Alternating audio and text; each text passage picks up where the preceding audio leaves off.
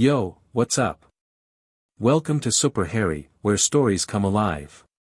Buckle up because today we have, what if Gringotts Goblin Healer scanned Harry at age 5 and found 42 illegal blood contracts Dumbledore signed in his name. Quick favor, if you dig this content, drop a like and subscribe.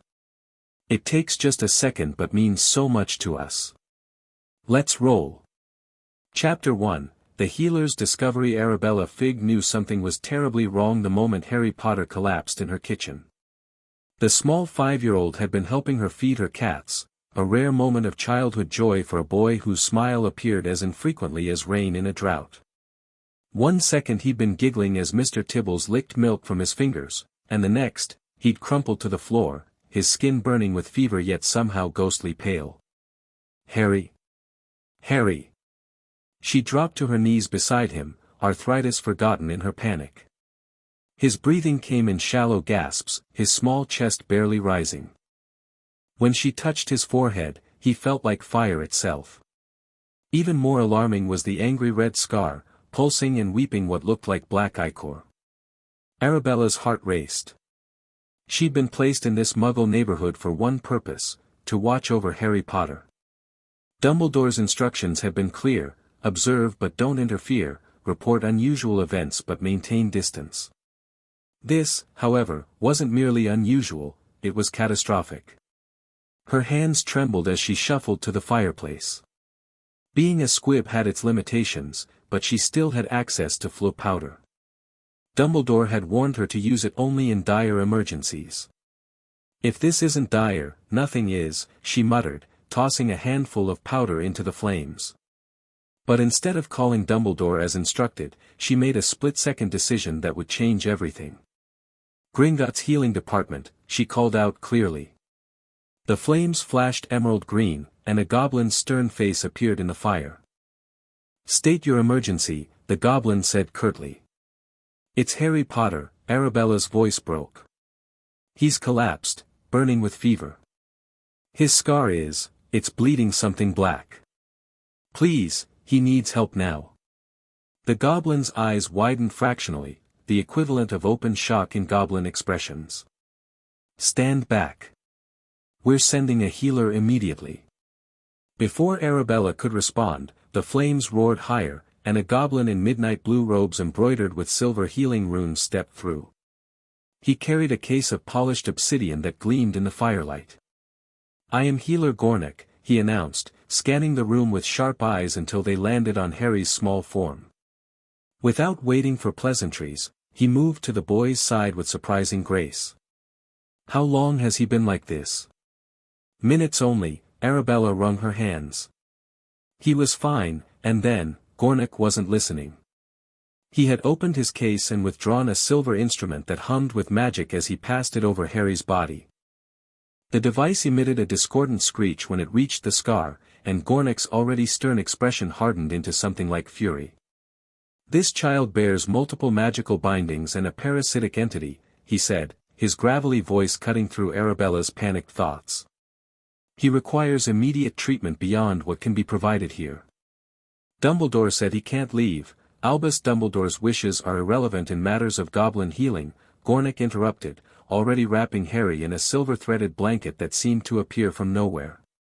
This child will die within hours without intervention. The blunt declaration struck Arabella like a physical blow. Die. But he's, the boy who lived, yes, Gornick said with unmistakable disdain. A title that will become tragically ironic if we delay further. As his current caretaker, you may accompany us or stay behind. Arabella straightened her bent back as much as she could. I'm coming. Gornick nodded once, gathered Harry in his arms with surprising gentleness, and stepped back toward the fireplace. Hold on to my robes. The journey will be unpleasant for a squib, but survivable. Arabella gripped the goblin's robes with gnarled fingers that had more strength than they appeared.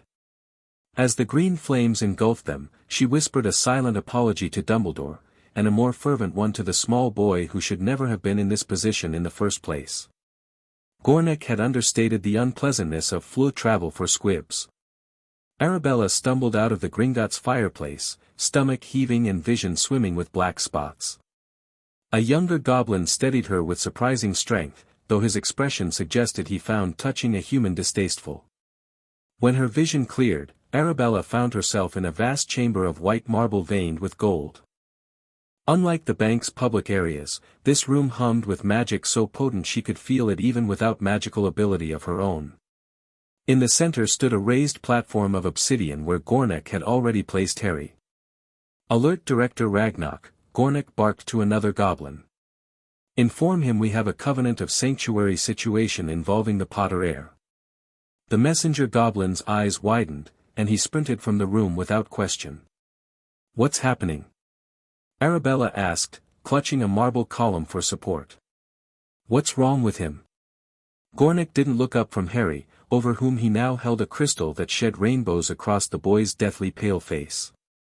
"This child bears the magical signature of 42 separate blood contracts, none of which appear to have been signed by him or his magical guardian of record." "That's impossible," Arabella whispered. "I assure you it is not only possible but apparent," Gornek replied, his long fingers dancing through a complex series of gestures that left glowing symbols hovering over Harry's body. "Additionally, there is a soul fragment embedded in his scar that is fighting the contracts for dominance over his magic." Arabella staggered. "A soul fragment? Whose?" Gornek's dark eyes flicked up to her face, assessing. "That would be evident to anyone familiar with the magical signature of he who must not be named." The room seemed to spin around her. "You know who? In Harry's scar? All this time?" "Indeed." Gornek returned to his examination. "The contracts have weakened the bindings holding the fragment in check. It is now attempting to possess the boy, which his magic is fighting, hence the fever and collapse." The double doors at the end of the chamber burst open, admitting a regal-looking goblin wearing armor of goblin silver and a circlet set with blood-red rubies. Beside him walked a goblin female in robes similar to Gornek's but adorned with gold rather than silver. "Healer Gornek," the armored goblin acknowledged. "Your message indicated a covenant situation." "Director Ragnarok," Gornek bowed slightly without ceasing his work. "Master Healer Narvilla. The Potter heir bears illegal blood contracts and a soul fragment. His magic is in collapse." Ragnarok approached the platform, his expression darkening as he studied the glowing symbols Gornek had conjured. "These signatures, most are Albus Dumbledore's." "All of them," Gornek corrected. 42 contracts, 42 signatures, 1 magical hand." Narvilla joined him at the platform, her skilled hands joining his in the complex diagnostic spellwork. "The soul fragment is gaining strength. We must extract it before addressing the contracts, or both will kill him within the hour." Arabella found her voice again. "Can you save him?" The three goblins exchanged looks laden with meaning she couldn't decipher. "The boy is a Gringotts client by birthright," Ragnarok finally said. "And these actions against him constitute violations of our most sacred covenants with wizardkind. Gringotts will employ all means at our disposal." "That didn't answer my question," Arabella said, surprising herself with her boldness. Narvilla looked at her with something resembling respect. "We can save his life, human. Whether his magic and mind remain intact, that depends on what these contracts contain and how deeply they've burrowed into his core." Ragnarok turned to a goblin standing by the door. "Summon the Potter account manager and our legal counsel. Invoke the Thieves' Downfall Protocol for all records pertaining to the Potter estate." He looked back at Harry, whose small body had begun to convulse. "And send word to the DMLE. The Treaty of 1612 permits us to demand ministry intervention when a hereditary client is magically assaulted." Gornek's hands suddenly stilled. "Director, this first contract, it redirects the boy's magical guardianship away from his godfather. Black is in Azkaban for betraying the Potters," Ragnarok noted. "That's the peculiarity," Gornek said, pointing to a specific glowing symbol. "According to this magical binding, Sirius Black couldn't have betrayed anyone. He's bound by an active godparent oath, unbroken and still drawing on his magic. The chamber fell silent except for Harry's labored breathing. "If Black's oath is intact," Ragnarok began. "Then he wasn't the secret keeper," Narvilla finished. "The magic would have killed him instantly upon betrayal." Ragnarok's expression would have terrified the bravest wizard. "Expanded protocols. I want the Black account manager as well. And add to our DMLE communication, we're invoking Section 7 of the Treaty of Magical Oversight." The messenger goblin paled but nodded and hurried away. "What's Section 7? Arabella asked. "A rarely used provision that allows Gringotts to demand immediate ministry response in cases where we have evidence of a miscarriage of justice involving our clients," Ragnarok explained. "It was last invoked in 1743.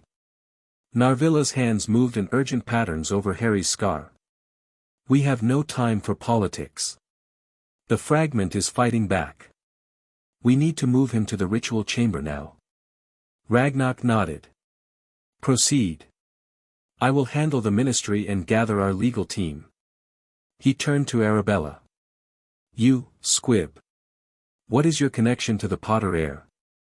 "I was placed in his neighborhood by Dumbledore to watch over him," she admitted, wringing her hands. "I've known Harry since he was left with his aunt and uncle. They don't treat him well." "Placed by Dumbledore," Ragnarok repeated, his tone flat with controlled rage. "The same wizard who signed 42 illegal contracts in the boy's name and diverted his guardianship away from his rightful guardian." Arabella felt sick. "I didn't know. Dumbledore said it was for Harry's protection." "A curious definition of protection," Gornick muttered as he and Narvilla carefully levitated Harry's convulsing form. "Director, we must begin immediately." Ragnarok nodded. "Go. Save the heir." He focused on Arabella again. "You will remain here to provide testimony. A representative from the Department of Magical Law Enforcement will arrive shortly." As the healers rushed Harry from the chamber, Arabella sank onto a bench, her aged bones protesting. What had she done by bringing Harry here? What had Dumbledore done by placing those contracts? And more terrifyingly, what would happen when the wizarding world discovered their savior had been harboring a piece of Voldemort's soul since that fateful Halloween night? Amelia Bones had been having a perfectly ordinary Tuesday afternoon when her office fireplace flared emerald and disgorged a sealed goblin message tube directly onto her desk. The silver cylinder bore the official seal of Director Ragnarok himself, something she'd seen only twice in her 14-year career with the DMLE. Breaking the seal with her wand, she unrolled the parchment and felt the blood drain from her face as she read, "By authority vested in Gringotts Bank through the Treaty of 1612 and Section 7 of the Treaty of Magical Oversight, 1743, the Director of Magical Law Enforcement is hereby notified of critical evidence discovered regarding 1. Illegal blood contracts binding heir Harry James Potter, age 5, 2. Evidence of innocence in the case of Lord Sirius Orion Black via unbroken godparent oath 3. Unauthorized placement and magical binding of a hereditary client. Your immediate presence is required at Gringotts. Bring no more than 2 trusted Aurors." This message serves as official notification that Gringotts has invoked sanctuary protections for heir Potter. Ragnarok, director of Gringotts Bank, Merlin's Balls, Amelia whispered, reading the message a second time to ensure she hadn't misunderstood. She hadn't. The goblins had invoked Section 7, a clause so rarely used that most ministry officials didn't know it existed. The last time had been nearly 200 years ago, when Gringotts had evidence that the Minister for Magic himself had been confunding clients to bequeath their fortunes to him. That minister had ended up in Azkaban within a week. And now they were claiming Sirius Black was innocent. And something about blood contracts binding Harry Potter. Amelia reached for her emergency communication mirror. "Auror Shacklebolt, report to my office immediately. And find Auror Scrimgeour on your way." Within minutes, her 2 most trusted senior Aurors stood before her desk. "Ma'am." Kingsley Shacklebolt's deep voice was calm as always, though his eyes showed curiosity. "We have a Section 7 invocation from Gringotts," she said without preamble, holding up the parchment. Concerning Harry Potter and Sirius Black. Scrimgeour's scarred face registered surprise before settling into professional neutrality. What exactly are they claiming? That Black is innocent, based on an intact Godfather oath. And that Potter is bound by illegal blood contracts. She stood, securing her monocle more firmly. We're to report to Gringotts immediately. No additional personnel, no advance warning to anyone in the ministry. Including Minister Fudge? Scrimgeour asked carefully. Especially Minister Fudge, Amelia replied. Section 7 bypasses all normal chains of command. Until we assess the situation, this information stays between us. Kingsley nodded slowly. If Black is innocent, who betrayed the Potters? That, Amelia said grimly, retrieving her traveling cloak, is one of many questions we'll be asking. Let's move. The goblin ritual chamber resembled nothing so much as a cathedral carved from living stone, with crystal formations growing from the ceiling and floor like stalactites and stalagmites. In the center, wherein a church and altar might stand, a circular pool of silver liquid gleamed, its surface unnaturally still despite the movement around it. Harry Potter lay on a slab of obsidian beside the pool, his small form looking even more diminutive against the vastness of the chamber. 12 goblin healers, including Gornik and Narvilla, stood in a perfect circle around him, chanting in the ancient goblin tongue. The language was not meant for human ears, each syllable seemed to bend reality slightly, making the air shimmer and warp.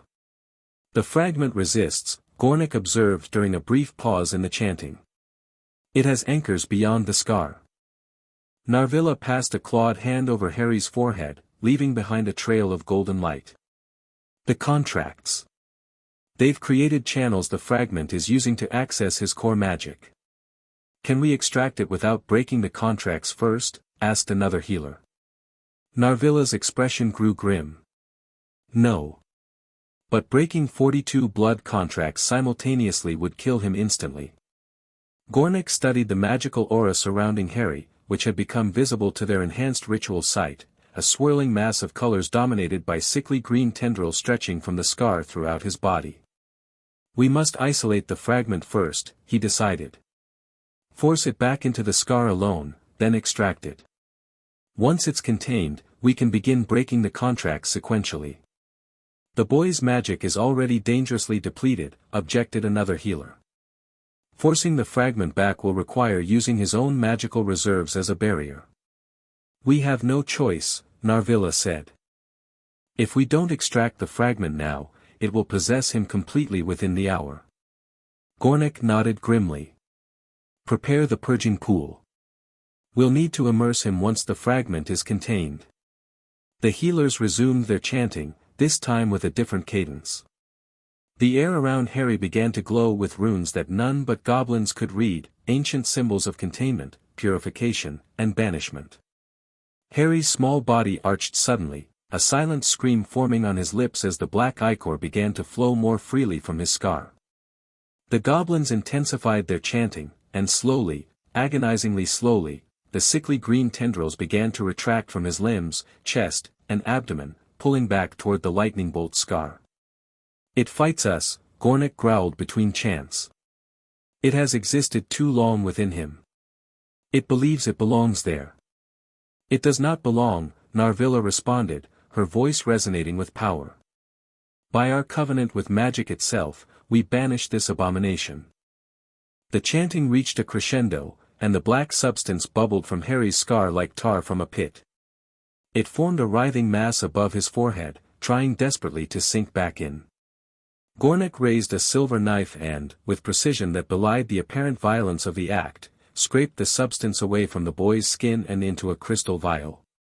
The vial immediately turned black, the crystal itself seeming to corrode from within. Containment achieved, Gornik announced, his voice hoarse. Proceed with immersion.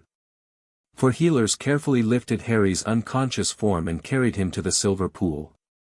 With reverence, they lowered him into the liquid, which embraced him like a cocoon, covering him completely yet somehow allowing him to breathe. Now we begin the true work, Narvilla said, looking at the scrolls another goblin had brought in. These contracts. I have never seen such a comprehensive attempt to bind a wizard. Gornik joined her, his expression growing darker with each line he read. Control of his magic, redirecting his family vaults, multiple betrothal agreements, loyalty compulsions, blocks on specific magical talents. This one, Narvilla pointed to a particularly complex contract, would have activated on his 11th birthday. It would have bound him to seek out and confront the Dark Lord at every opportunity. And this one, Gornik added, would have prevented him from learning occlumency or mind protection magic of any kind. Narvilla's eyes narrowed. These aren't random. They're a carefully constructed web designed to create a specific outcome. A sacrificial lamb, Gornik concluded. Dumbledore was crafting a martyr, not a survivor. As they spoke, the silver liquid surrounding Harry began to glow with a soft blue light. Where it touched his skin, the angry redness faded, replaced by healthy pink. His breathing, which had been shallow and erratic, steadied into the peaceful rhythm of healing sleep. The fragment is gone, but the contracts remain embedded in his magic, Narvilla observed. We must break them one by one, starting with the most dangerous. Gornik nodded grimly. And we must do so without alerting their creator. If Dumbledore realizes what we've discovered, he won't reach the boy here, Narvilla assured him. Gringotts has invoked sanctuary. Not even the chief warlock can override that ancient magic. Perhaps not directly, Gornik agreed. But Albus Dumbledore has proven himself far more dangerous, and far more ruthless, than we ever suspected. In the Silver Pool, Harry Potter floated in peaceful ignorance, unaware that the course of his life, and of wizarding history, had just been irrevocably altered. The DMLE contingent was escorted directly to Director Ragnarok's private office, an honor typically reserved for the most valued Gringotts clients. The room was a study in understated goblin wealth, obsidian floors, walls of pale marble veined with actual gold, and furniture carved from a single piece of dragon bone. Behind a massive desk inlaid with runes of protection and prosperity sat Ragnarok himself, flanked by two goblins Amelia recognized as senior account managers. Director Bones, Ragnarok inclined his head slightly, the goblin equivalent of a respectful bow.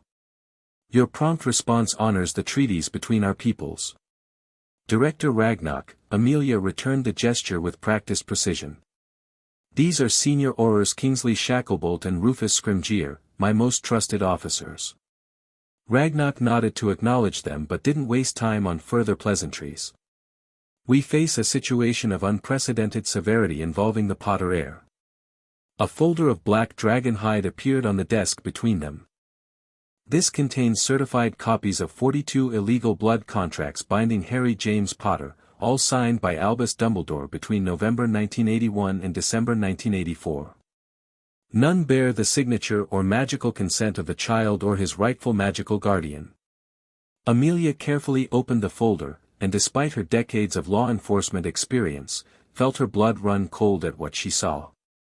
Each parchment bore the unmistakable magical signature of Albus Dumbledore alongside blood that could only have come from Harry Potter, blood taken without consent or knowledge.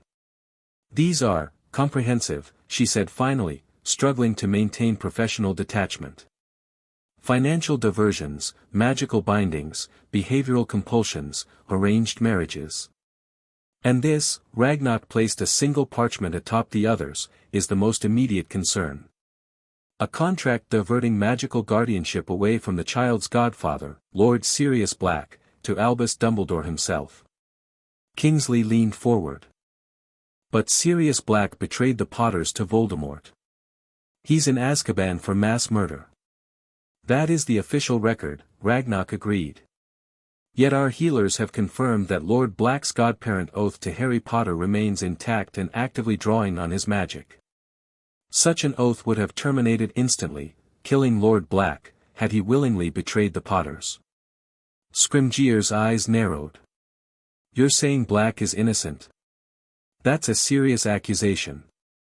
We are stating magical fact, not making accusations, corrected one of the account managers. The godparent oath is among the most ancient and powerful bindings in wizarding law. It cannot be circumvented or fooled. We've taken the liberty of retrieving the official ministry records of Black's case, Ragnarok added, sliding another folder forward. You will notice several irregularities. Amelia opened this folder with growing dread, scanning quickly through the documents.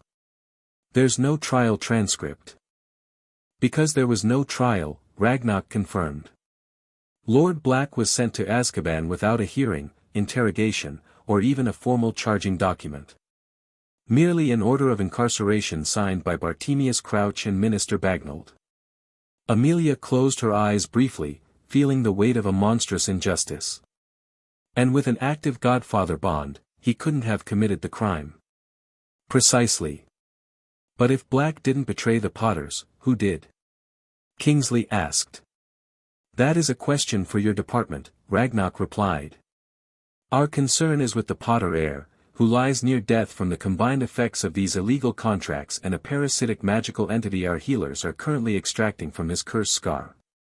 A parasitic entity? Amelia's head snapped up. What kind?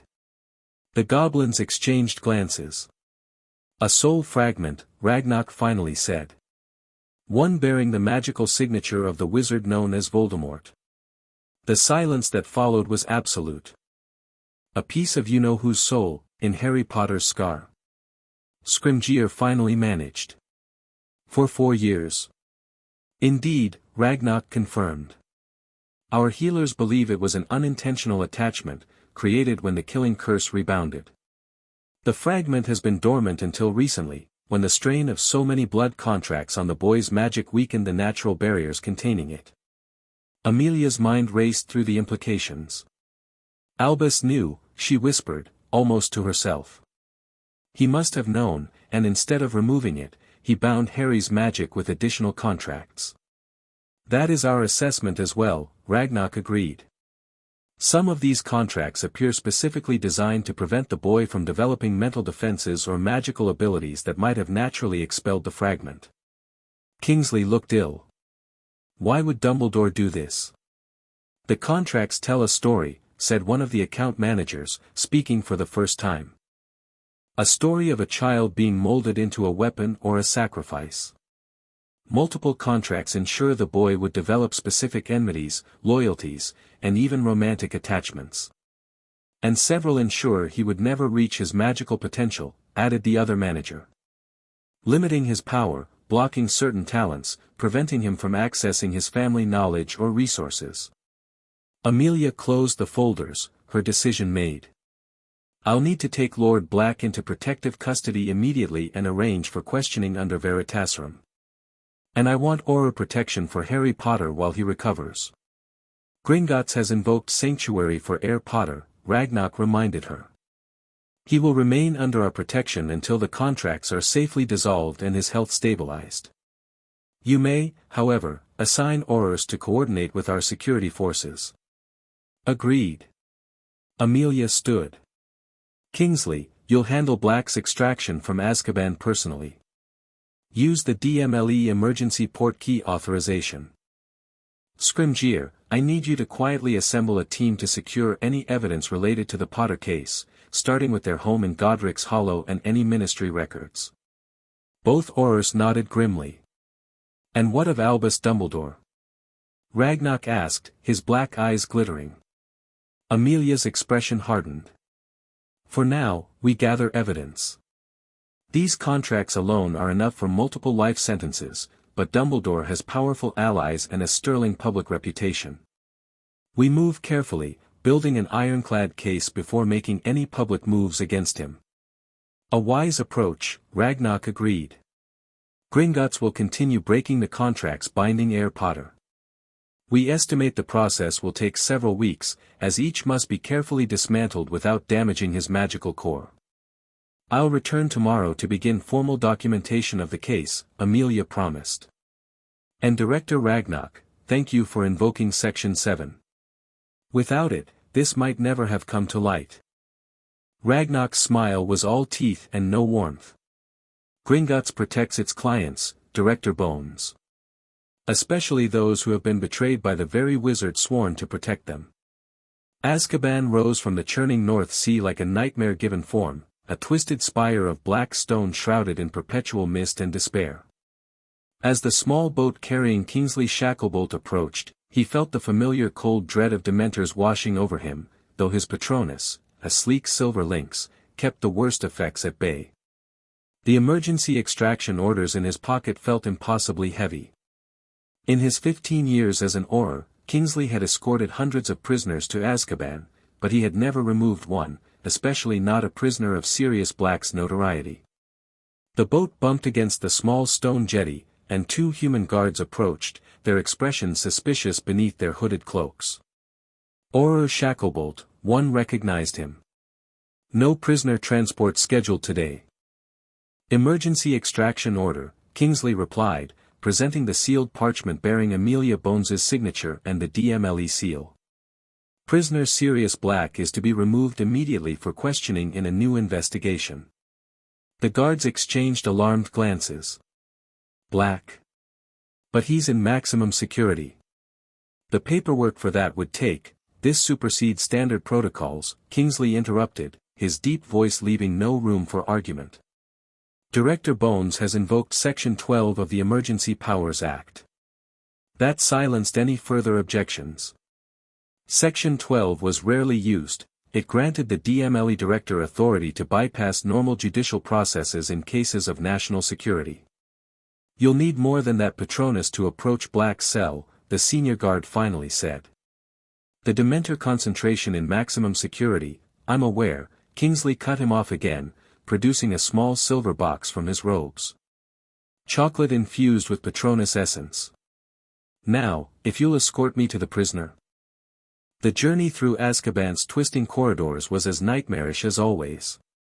Even with his Patronus at full strength, Kingsley felt the Dementor's effects, cold seeping into his bones, memories of his worst failures surfacing unbidden. The screams of the prisoners echoed off the stone walls, creating a symphony of madness that no Auror ever truly forgot. Maximum security occupied the uppermost level of the prison, where the full fury of the North Sea storms battered the cells and Dementors congregated in the greatest numbers.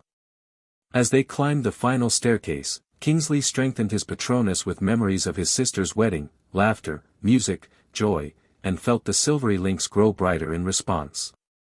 Cell 13, the guard announced, stopping before a heavy iron door with multiple magical locks. Do you want us to restrain him before, open the door, Kingsley ordered, his wand ready. The guard shrugged and began the complicated process of disengaging the locks. As the final bolt slid back, Kingsley braced himself for whatever remained of the notorious Sirius Black after 4 years in Dementor Hell.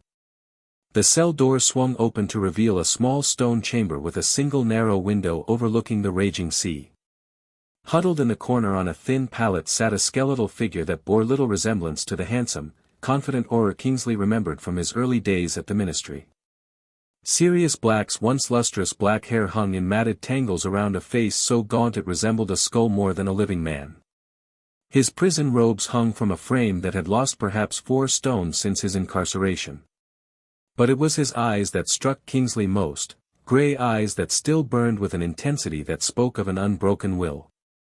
Those eyes fixed on Kingsley now, narrowing slightly in confusion. Shacklebolt. Black's voice was a hoarse rasp from disuse. Come to finish the job properly. Fudge finally authorized the kiss. Kingsley stepped into the cell, his Patronus following to push back the bone-deep cold. I'm here to take you out of Azkaban, Black. Black's laugh was a broken, terrible sound. Good one. What's the real reason? New evidence has emerged regarding the Potter case, Kingsley said carefully, watching Black's reaction. Your godfather oath to Harry Potter is still active. Director Bones has ordered your removal for questioning. For a moment, Black didn't move. Then, slowly, he raised a trembling hand to his chest, where the magic of such oaths typically centered. James's boy. Harry. His voice broke. He's alive. He's well. Something in his desperate question, the naked concern for the child rather than for himself, confirmed for Kingsley what the Goblin records had suggested. This was not the reaction of a man who had betrayed his best friends. "Harry is currently under medical care," Kingsley answered truthfully. "His condition is part of what brought your case to our attention." Black struggled to his feet, swaying dangerously. "What's wrong with Harry? What's happened to him?" "We'll discuss everything once you're secure at the ministry," Kingsley said, approaching slowly. "Can you walk? Or do I need to levitate you?" Black straightened with visible effort, pride momentarily overcoming physical weakness. "I can walk." He took a shaky step forward, then another. "The Dementors, they couldn't take him from me. My godson. The knowledge that I was innocent. Those aren't happy thoughts, you see. Can't be stolen." Kingsley offered his arm for support, which Black grudgingly accepted. "I'm going to place you under protective custody, not arrest," he explained. "But I'll need to secure your wrists for transport. Standard procedure." "Do what you must," Black muttered. "Just get me out of here. And then tell me what's happened to Harry." As they made their way slowly back through the prison, prisoners called out from their cells, some recognizing Black, others simply desperate for any human interaction. Black kept his eyes forward, leaning heavily on Kingsley but refusing to be carried. At the jetty, Kingsley helped him into the boat and offered him a piece of the enchanted chocolate. Black stared at it suspiciously before taking a small bite. Almost immediately, color returned to his gray lips, and his shivering subsided slightly. "Better?" Kingsley asked. Black nodded, taking another bite. "Now tell me about Harry. What's happened?" Kingsley hesitated, uncertain how much to reveal. "Finally," he said, "Harry was found to have numerous magical bindings placed on him without consent. They were affecting his health. He's currently receiving treatment from goblin healers." "Bindings? What kind of bindings?" Black's voice sharpened with alarm. "Who placed them?" "That's part of the investigation," Kingsley hedged. "Director Bones will brief you fully once you've been cleared." Black's sunken eyes narrowed. "It was Dumbledore, wasn't it? He's the one who left Harry with Lily's sister instead of with me, his rightful guardian." Kingsley's silence was answer enough. "I'll kill him," Black whispered, with such cold certainty that Kingsley felt a chill unrelated to the Dementors. "If he's harmed my godson, I'll kill him with my bare hands." "Focus on getting well first," Kingsley advised as the boat cut through the churning waves. "Harry will need you at full strength." Black leaned back, his eyes fixed on the receding silhouette of Azkaban. "For years," he murmured. "For years while Peter ran free and Harry suffered whatever Dumbledore did to him." "Peter?" Kingsley asked sharply. "Peter Pettigrew? The man you allegedly killed?" A bitter laugh escaped Black's cracked lips. "Pettigrew's not dead. He cut off his finger, transformed into his Ratanimagus form, and escaped into the sewers after blowing up the street himself. He was the secret keeper, not me." James switched at the last minute, thought it would be the perfect bluff. Kingsley digested this information grimly. If true, and the intact Godfather bond suggested it was, this was even worse than they'd initially suspected. Not only had an innocent man been imprisoned without trial, but the real traitor had been free all this time. "We'll find Pettigrew," he promised. "But first, let's get you medical attention and proper food. You're no use to Harry half dead." At the mention of his godson, determination hardened Black's wasted features. "How long until I can see him?" "That depends on the healers," Kingsley said honestly. "Both his and yours. But Director Bones will do everything in her power to reunite you once it's safe for both of you." Black nodded slowly, his gaze now fixed on the distant shore, on freedom, on justice, and on the godson he'd never stopped protecting, even from the depths of Azkaban hell. In the Gringotts healing chambers, Harry Potter floated in the silver purification pool, his small face peaceful for perhaps the first time in years. The angry red scar had faded to a pale pink line, and his breathing came deep and regular. Around the pool, 6 goblin healers maintained a constant vigil, monitoring the delicate process of magical recovery.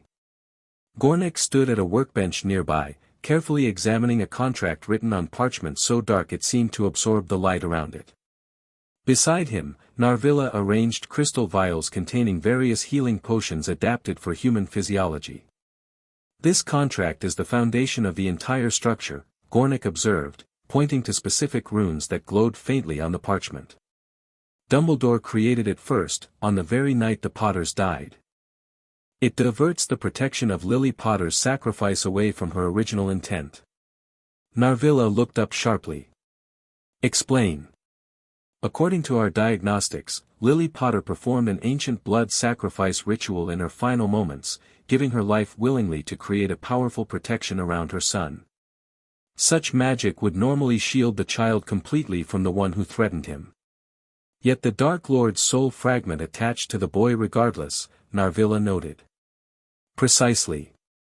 Because this contract, Gornik tapped the parchment, redirected that protection into a much narrower form, one that only prevented direct physical harm from the Dark Lord himself, while leaving openings for possession, magical influence, and harm from his followers. Why would Dumbledore do such a thing? Narvilla's voice held rare emotion. The original protection would have kept the boy truly safe. Gornik's expression darkened. Because a fully protected Harry Potter would have been useless for Dumbledore's purpose. This contract, combined with the others, suggests Dumbledore needed the connection between the boy and the Dark Lord to remain open. A younger healer approached, bowing respectfully. Healer Gornik, we're ready to begin breaking the first contract. Gornik nodded. Proceed with extreme caution. Begin with the magical core restrictions, they're drawing the most power from him currently. The team gathered around the pool, their clawed hands moving in perfect synchronicity as they began chanting in the ancient goblin tongue. The silver liquid surrounding Harry rippled and began to glow with golden light. Slowly, a strand of sickly yellow magic emerged from Harry's chest, pulled forth by the goblin magic. It writhed like a living thing, fighting the extraction process. The lead ritual healer produced a black obsidian knife and, with surgical precision, severed the strand where it connected to Harry's magical core. The yellow strand dissolved into nothing with a sound like a distant scream, and Harry's body convulsed once before settling back into the healing pool. Immediately, a soft golden glow emanated from his skin, his natural magic, freed from one of its restraints. First contract broken, announced the ritual healer. Core restriction removed. The boy's magic is already responding positively. Good, Gornik said. Let him rest for 2 hours before attempting the next one. His system needs time to stabilize between extractions. As the team dispersed to prepare for the next ritual, a goblin messenger entered the chamber and bowed to Gornik. Healer, Director Ragnarok requests your presence. The human child's relatives have been located and are being brought to the bank. Gornik's eyes narrowed. The Muggle aunt and uncle. Yes, healer. And Director Bones has returned with news about Black. I will come. Narvilla, monitor the boy closely. If his condition changes at all, send word immediately. With a last glance at Harry's floating form, Gornik followed the messenger. The peaceful expression on the child's face gave him a strange feeling he rarely experienced when dealing with wizards, hope. Perhaps this one, freed from the bindings meant to shape him into a weapon or a sacrifice, might become something entirely unexpected. Something neither Albus Dumbledore nor the Dark Lord had planned for. Vernon and Petunia Dursley had never looked more out of place than they did sitting in Gringotts' elegant conference room, surrounded by marble columns and goblin guards. Vernon's face had progressed through an impressive spectrum of colors, from red to purple to a concerning shade of puce, while Petunia's pinched expression suggested she was smelling something particularly foul. Across from them sat Amelia Bones, her monocle firmly in place and a stack of documents before her. Beside her stood Gornik, his goblin features schooled into professional neutrality despite his disgust for the humans before him. Let me make sure I understand you correctly, Mr. Dursley, Amelia said, her voice deceptively calm. You're saying you never formally accepted guardianship of Harry Potter? Never signed a bloody thing? Vernon blustered, mustache quivering with indignation. The boy was just left on our doorstep with a letter. A letter.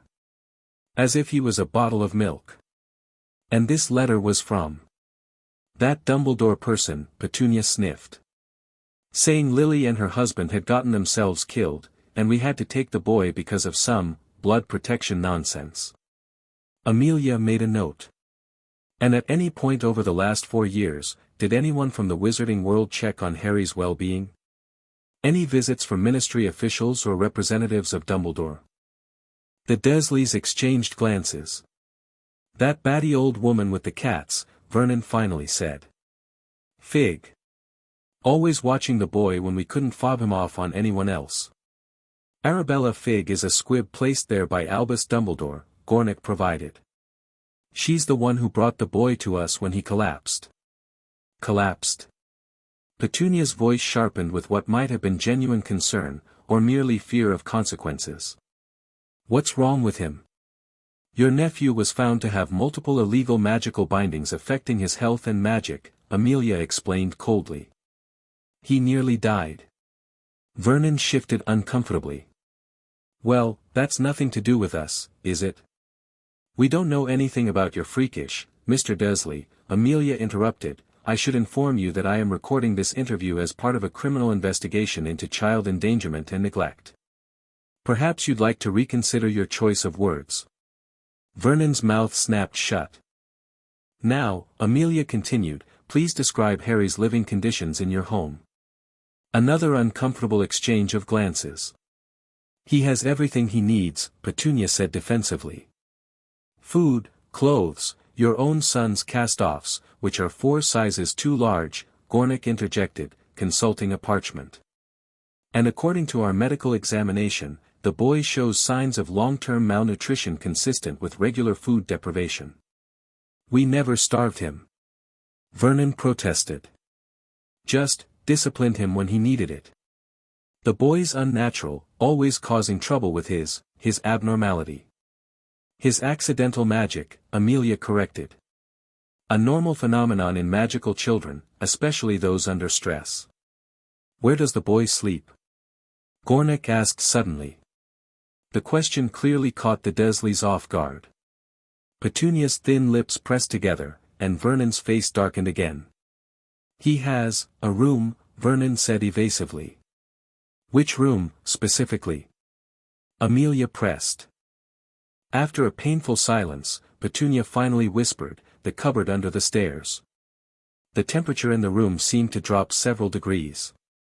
Even the goblin guards at the door shifted, their hands moving subtly closer to their weapons. Let me ensure I heard you correctly, Amelia said, her voice now glacial. You keep a 5-year-old child in a cupboard under the stairs. It's bigger than it sounds, Vernon attempted.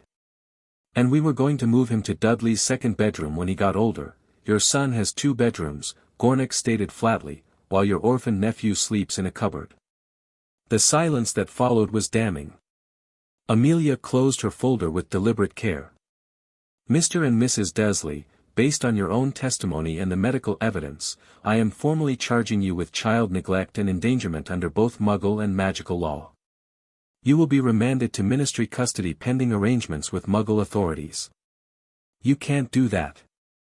Vernon surged to his feet, only to freeze as the goblin guards moved forward, battle axes gleaming. We never asked for the boy. He was forced on us.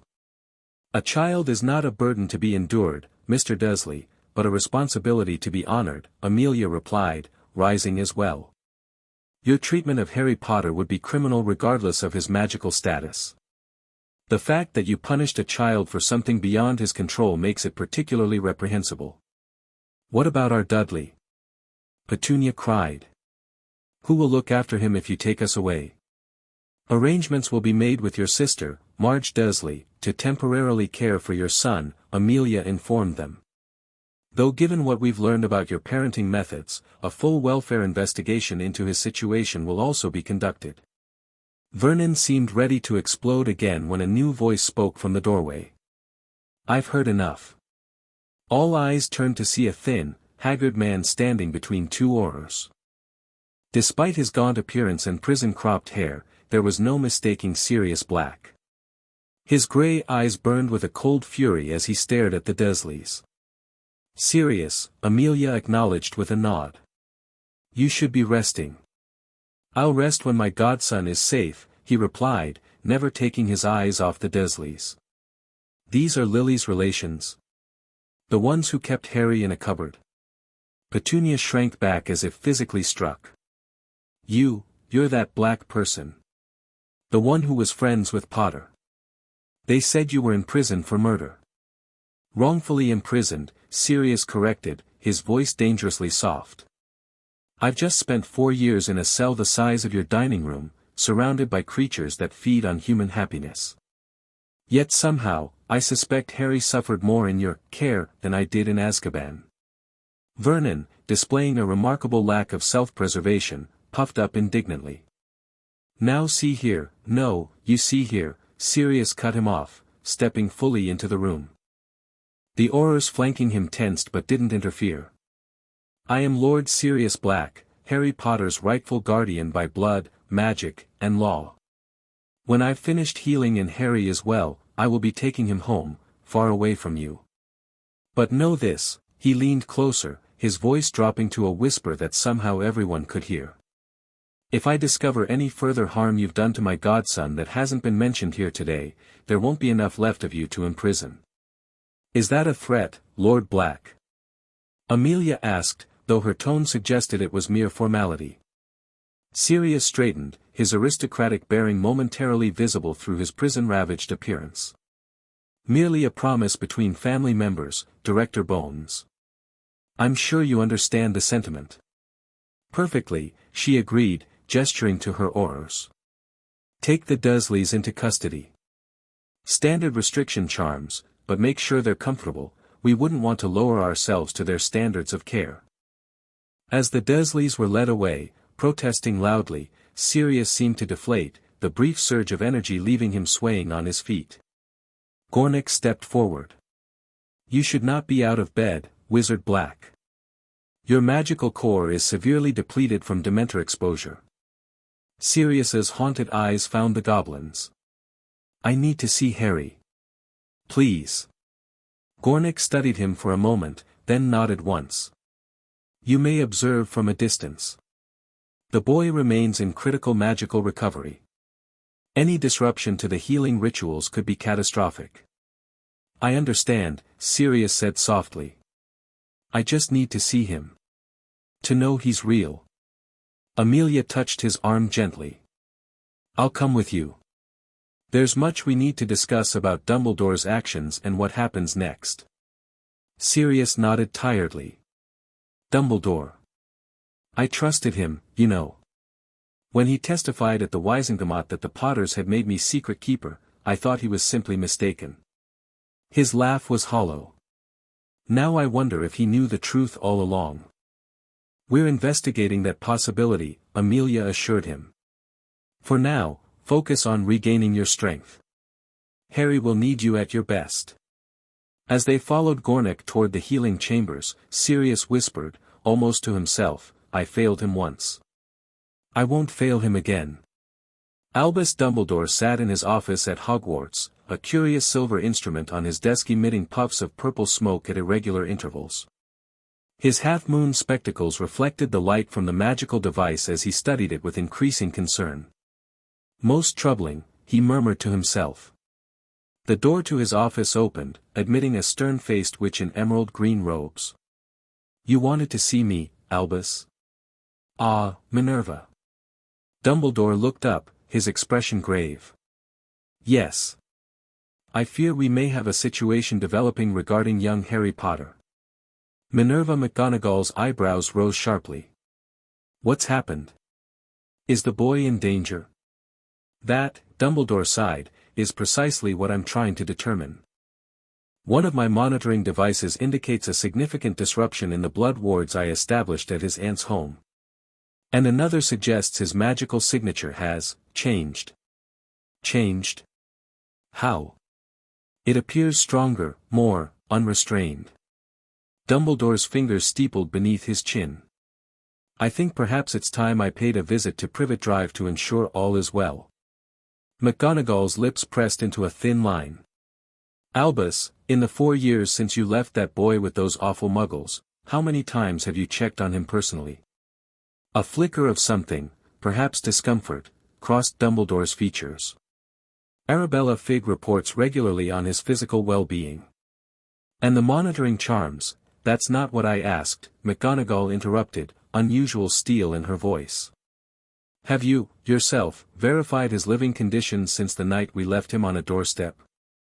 My duties at Hogwarts, the Wizengamot, and the International Confederation have kept me extraordinarily busy, Minerva, Dumbledore replied, a hint of reproach in his tone. But I assure you, Harry's safety has always been my primary concern. Then perhaps you should have made time, she said crisply. I warned you they were the worst sort of muggles. Dumbledore rose from his desk, tucking the silver instrument into his robes. Indeed you did. And now I intend to see for myself. If you'll excuse me, I believe I'll head to Surrey immediately. I'm coming with you, McGonagall declared, in a tone that brooked no argument. Someone needs to represent Harry's interests as a future Hogwarts student. A brief shadow crossed Dumbledore's face, but he nodded. Very well. Though I'm sure you'll find your concerns were unnecessary. The blood protection requires Harry to call Privet Drive home, which would be impossible in truly abusive conditions. McGonagall's skeptical expression suggested she had opinions on that reasoning but was holding them in reserve. Together, they proceeded to the edge of Hogwarts grounds where apparition was possible. With twin cracks, they disappeared from Scotland, unaware that their arrival in Surrey would be met not by the Dursleys and a small, cupboard-dwelling boy, but by a team of Aurors who had very specific instructions regarding the Hogwarts headmaster. In the silver healing pool, Harry Potter stirred for the first time in hours. His small hand twitched, then rose to touch his forehead where the lightning scar had been a source of constant, low-grade pain for as long as he could remember. Finding it painless was such a novel sensation that his eyes fluttered open in surprise. The world around him was a blur of silver light and indistinct shapes. Without his glasses, he could make out little beyond vague impressions of a vast stone chamber and shadowy figures moving about. The liquid surrounding him felt cool and comforting, supporting his body in a gentle embrace unlike anything he'd experienced before. He's awake, came a gravelly voice from nearby. Immediately, several figures approached the pool. Someone placed his glasses on his face, and the world snapped into focus, revealing the most extraordinary sight Harry had ever seen. Goblins. 5 of them, watching him with intelligent, assessing eyes. Harry had never seen a goblin before, had never even known they existed, yet somehow he wasn't afraid. Perhaps it was because nothing in this strange place felt threatening the way his cupboard sometimes did, or the way Uncle Vernon's face looked when Harry did something freakish. Hello, Harry said cautiously, his voice small even to his own ears. Where am I? You are in Gringotts Bank, Herr Potter, replied one of the goblins, a female with silver streaks in her dark hair. I am Healer Narvilla. You were brought here when you became very ill. Harry's brow furrowed in concentration. I remember. Mrs. Figg's house. The cats. Then everything hurt. You had many magical bindings causing harm to your body and magic, Narvilla explained, her tone gentler than most humans would expect from a goblin. We have removed some of them. You are healing. Harry looked around with wide eyes. This isn't a hospital. Gringotts is a bank, said another goblin, whom Harry recognized as the first one he'd seen upon waking. But we also provide healing services to our important clients. You are an important client, Herr Potter. I am. Harry couldn't keep the wonder from his voice. No one had ever called him important before. Usually, it was boy, or freak, or occasionally Potter, when his teachers addressed him. Indeed, the goblin confirmed. My name is Gornik. I am the healer who first examined you. Harry bit his lip, gathering his courage. What's wrong with me? Uncle Vernon says I'm a freak, but I don't try to make strange things happen. The goblins exchanged glances loaded with meaning Harry couldn't decipher. There is nothing wrong with you, Gringotts stated firmly. You are a wizard, Herr Potter. The strange things that happen around you are magic, your magic, responding to your needs and emotions. It is natural and proper. Magic? Harry whispered, eyes wide. Like in stories. Similar, yet different, Narvilla said. Real magic follows rules and requires training to use properly. When you are older, you will attend a school to learn how to control your gifts. Harry's mind reeled with this information. Magic was real. He was a wizard. And these creatures, goblins, were treating him like he mattered. It was almost too much to absorb. Your aunt and uncle knew this, Gringotts added, watching Harry's reaction carefully. They were aware of your magical heritage. Harry's expression fell. Then why did they call me a freak? Why did they say my parents died in a car crash if they were magical too? A new voice spoke from the edge of the chamber, causing all heads to turn. Because they are cruel, small-minded people who fear what they don't understand, Harry. And they lied about your parents. James and Lily Potter died heroes, protecting you from a very dark wizard. A tall, extremely thin man stood in the doorway, leaning heavily on Amelia Bones for support. Despite his haggard appearance, there was something in his grey eyes that sparked recognition in Harry, not of the man himself, but of the emotion shining there. Who? Harry began. Harry, the man said, his voice breaking slightly. My name is Sirius Black. I'm your godfather. Harry stared at the stranger, confusion evident on his small face. I have a godfather. You do, Sirius confirmed, taking a careful step forward. I've been away. Unable to care for you. But I'm here now, and I promise you, things are going to change. Harry looked from Sirius to the goblins, uncertainty warring with a desperate hope no child should have to feel. Are you going to take me away from the Dursleys? Yes, Sirius said without hesitation. If you want that, and when the healers say you're well enough. You'll never have to go back to that house again. Something that might have been a smile twitched at the corner of Harry's mouth before doubt clouded his expression again. But where would I go? With you? That's the plan, Sirius said gently.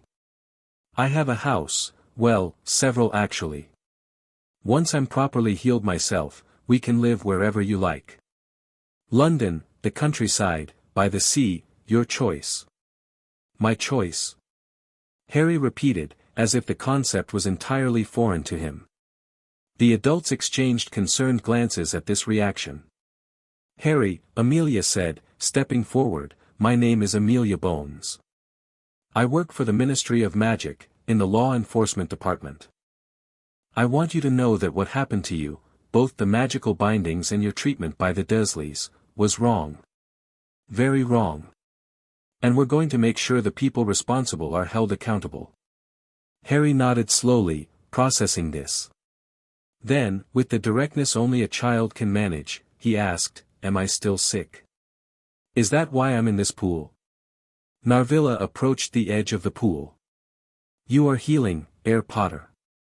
The magical bindings placed on you were numerous and complex. We have removed the most dangerous ones, but many remain. Breaking them requires careful work and time for your magic to recover between procedures. Does it hurt? Harry asked, his voice small. Breaking the bindings? You will not feel pain, Gringotts assured him. We keep you in a healing sleep during the procedures. The silver pool helps your magic recover and grow stronger. Harry nodded again, seemingly satisfied with this explanation. Then his gaze returned to Sirius, studying him with an intensity beyond his years. Did you know my parents? He asked finally. Sirius's face transformed with a smile that, despite his gaunt features, illuminated the room. I knew them better than almost anyone, Harry. Your dad was my best friend from our first day at Hogwarts, that's the wizarding school. We were like brothers. And your mum, Lily, was the cleverest witch of our generation. Fiery red hair and a temper to match, but with the kindest heart you can imagine. Do I look like them? Harry asked, hunger for information about his parents evident in every line of his small body. You're the spitting image of James, Sirius said softly. Except for your eyes. You have Lily's eyes.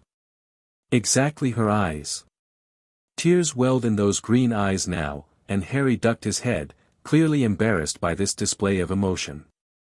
Narvilla spoke quietly in gobbledygook to another healer, who approached the pool with a potion vial. Potter needs to rest now, she announced. His magic is still stabilizing. Further conversation can wait until morning.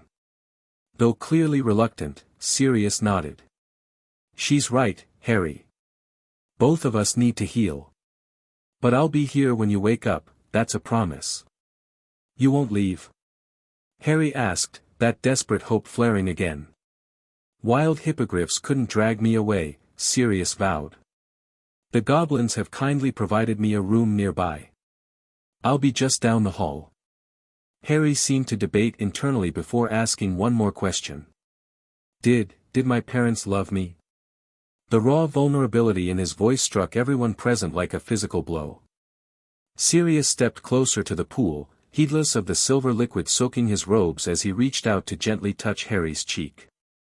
Harry James Potter, he said, his voice thick with emotion, your parents loved you more than their own lives. They died protecting you.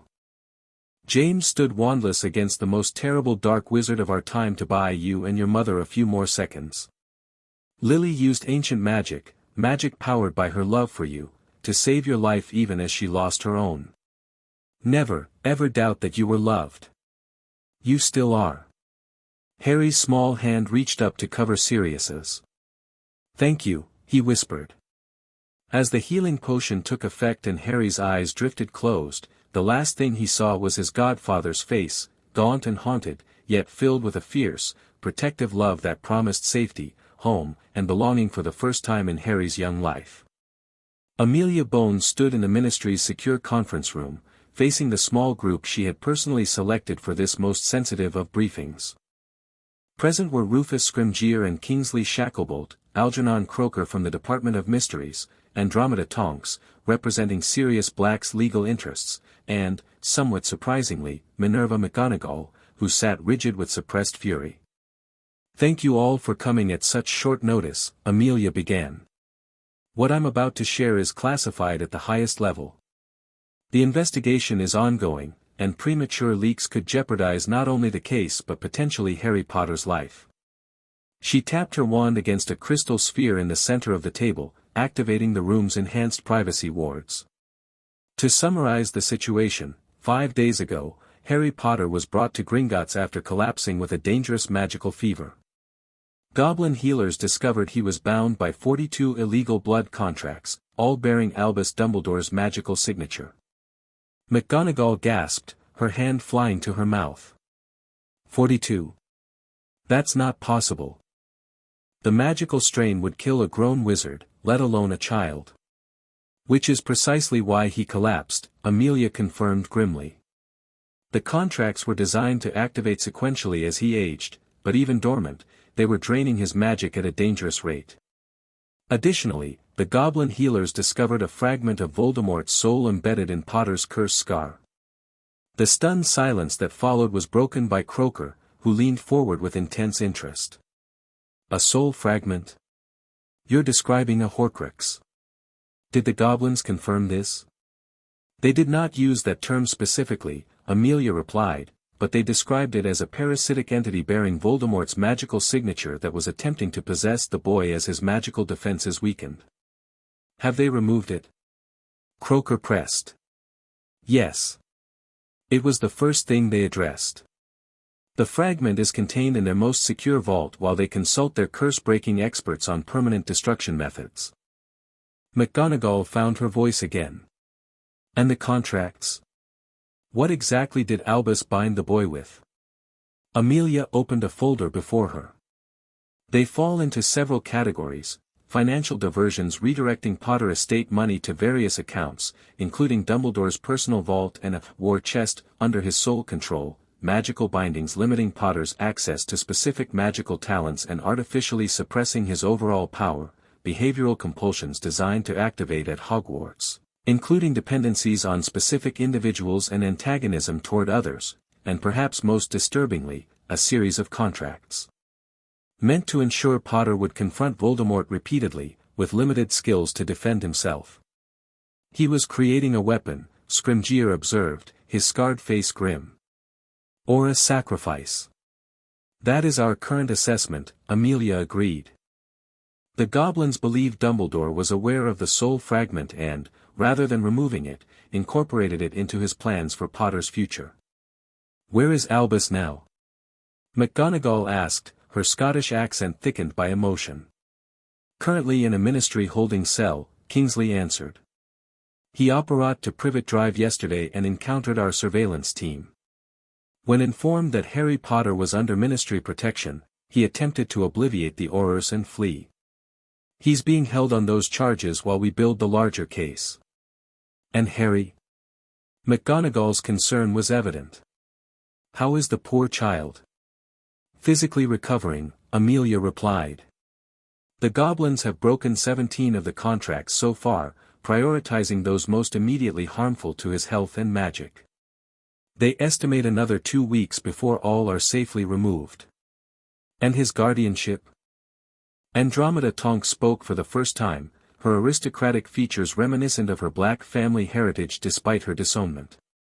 Sirius Black has been cleared of all charges related to the Potters' deaths, Amelia confirmed. Veritaserum testimony confirmed he was not the secret keeper and never served Voldemort. Once his health stabilizes, he will assume full guardianship of Harry Potter as specified in the Potter's will, which, I might add, was sealed by Albus Dumbledore immediately after their deaths. Andromeda nodded crisply. I've already begun preparing the restoration documents for the Wizengamot.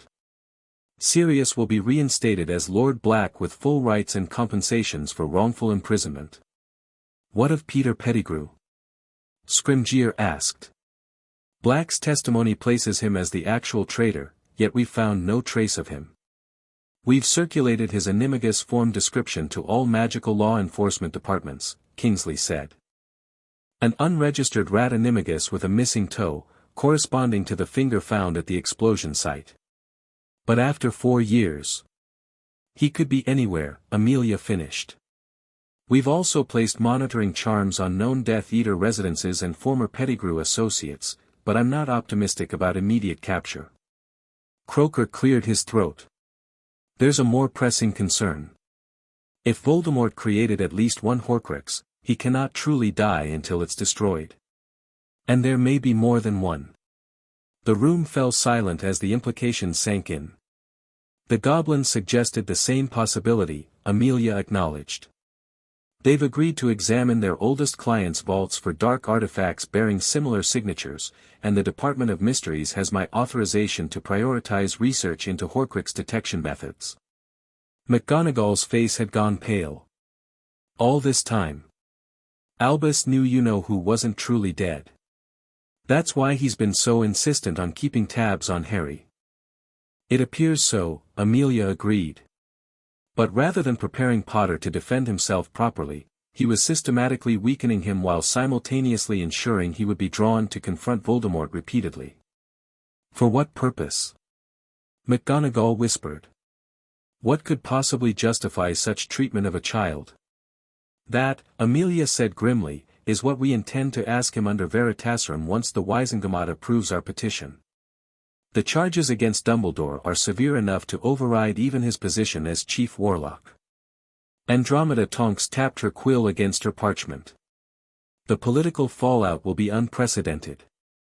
Dumbledore's supporters will claim he had the greater good in mind, that his methods, while extreme, were necessary. Which is why we're proceeding methodically, Amelia replied. Building an ironclad case before taking it public. The evidence must be overwhelming enough that not even Dumbledore's most ardent supporters can dismiss it. What can Hogwarts do to help? McGonagall asked, straightening her spine. As deputy headmistress, I have access to school records that might reveal if other students have been similarly manipulated. That would be immensely helpful, Amelia said. Particularly any unusual disciplinary decisions or student placements that bypassed normal procedures.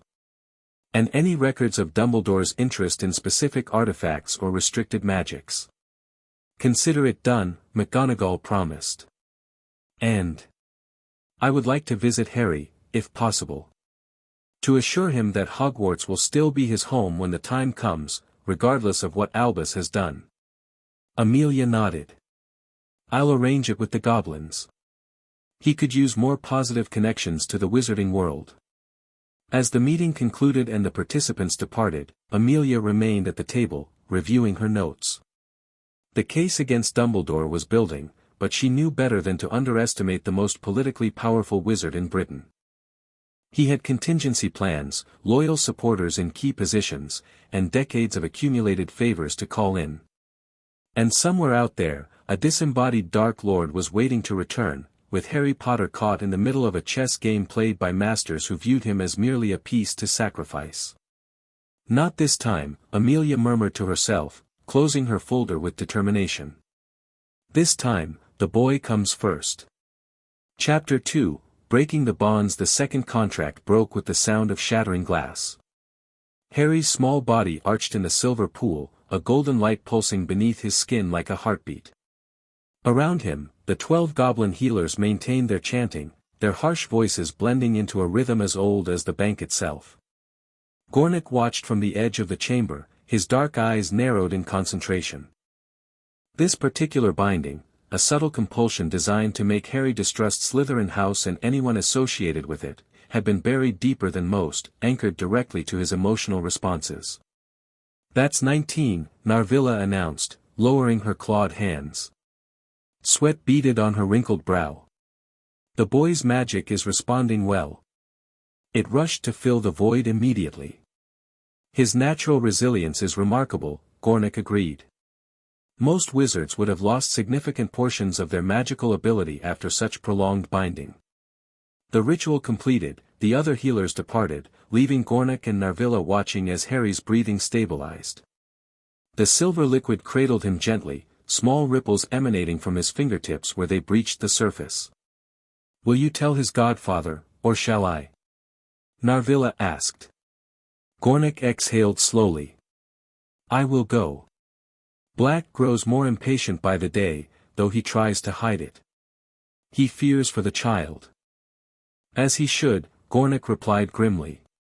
These contracts reveal a plot against Harry Potter that goes far beyond Dumbledore's manipulations. The old wizard was preparing the boy for something specific. Narvilla's sharp teeth gleamed in the chamber's low light. Something he will now face unprepared.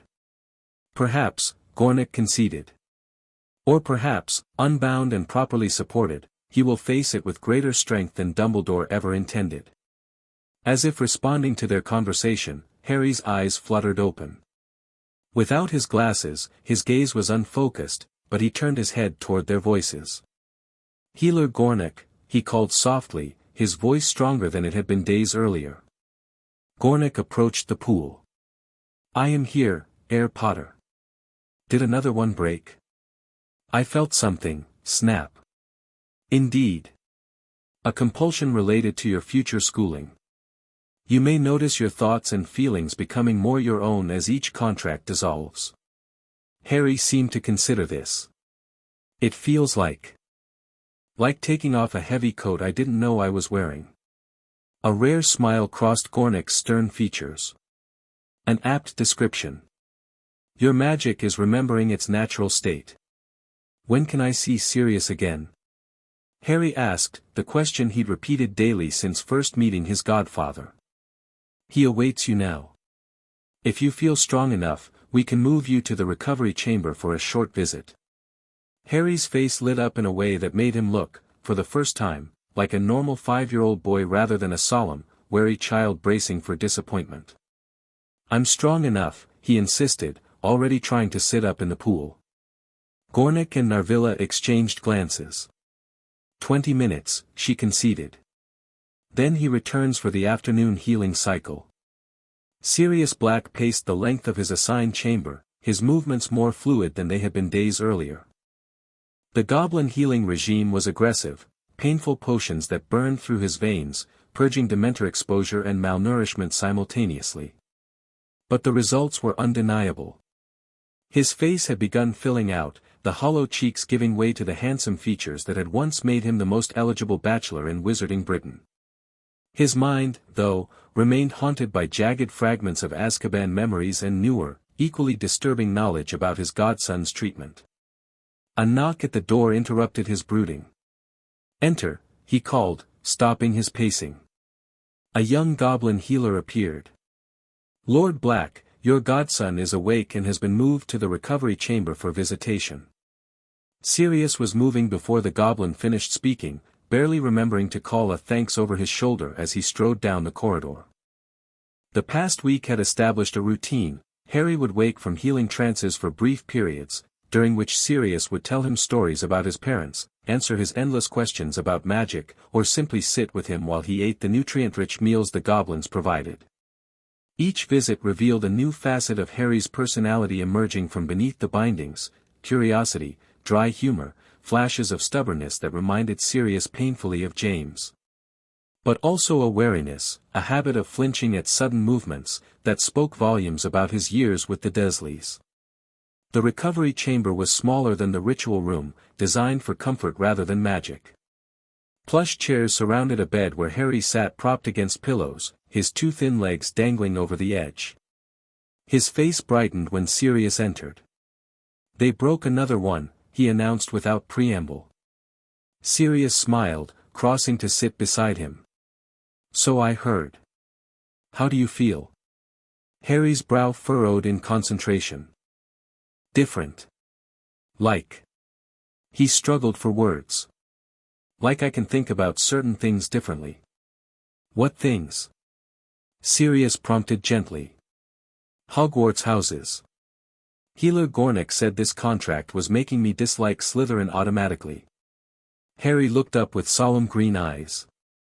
"Were my parents in Slytherin?" Sirius couldn't help his bark of laughter. "Merlin, no.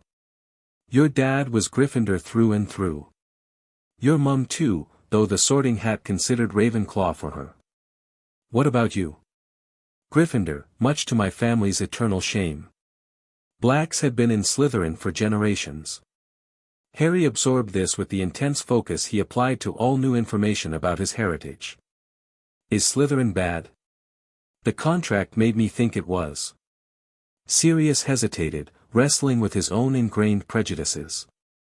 "No house is inherently good or bad, pup. They each value different traits. Slytherin prizes ambition and cunning. Gryffindor values courage and daring. Ravenclaw esteems intelligence and creativity.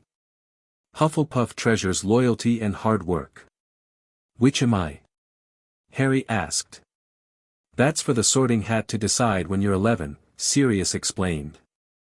"Though I'd wager you could fit in any of them. You're certainly brave, clever, loyal, and resourceful."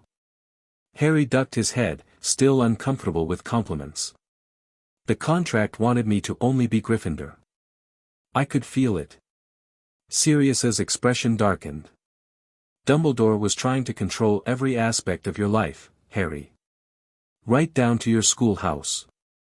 "But why?" The eternal question, asked with a child's pure bewilderment. "That's what we're trying to figure out," Sirius replied honestly. "Dumbledore believed he was doing the right thing, in his own twisted way. He thought he was preparing you for something." "The dark wizard who killed my parents," Harry said quietly. "It wasn't a question." Sirius nodded, unsurprised by Harry's perception. The boy missed little. "Voldemort, yes. Dumbledore believes he'll return someday. And he wanted me to fight him." Again, not a question. "Yes," Sirius admitted. "But Harry, listen to me." He took the boy's small hands in his.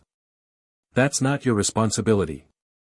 Not at 5, not at 15, not ever if I have anything to say about it. Adults, proper adults, protect children, not the other way around. Harry studied him with those unervingly perceptive eyes. But the scar connected us. That's what Healer Gornick said. It did, Sirius acknowledged. But that connection is gone now. The goblins removed it completely. So he can't come back. Sirius hesitated. It's complicated. The goblins and the Department of Mysteries believe Voldemort took steps to prevent his death. But finding and stopping him is their job, not yours. Your job is to be a child, then a student, and grow up safe and happy. Harry didn't look entirely convinced, but he nodded. After a moment, he asked, "Will I still go to Hogwarts? Even though Dumbledore is the headmaster?" "Dumbledore won't be headmaster by the time you attend," Sirius assured him. "He's currently in Ministry custody, and the evidence against him is substantial." Harry processed this. "Will they send him to the place you were? Azkaban?" "Possibly," Sirius said. "The Wizengamot, that's our High Court, will decide his punishment." Harry nodded again, then changed tack with the mercurial focus of childhood. "Healer Gornick says I can try walking tomorrow. My legs feel stronger." Sirius smiled, relieved at the shift to less weighty matters. "That's excellent news. Perhaps we could explore a bit of Gringotts once you're steady on your feet. There's a vault I'd like to show you, your family's legacy." Harry's eyes widened. "My family had a vault? With gold?" "Several vaults, actually. The Potters were an old, wealthy family." Sirius squeezed Harry's hand gently. "You'll never want for anything, Harry. Your parents made certain of that." For a moment, Harry looked overwhelmed.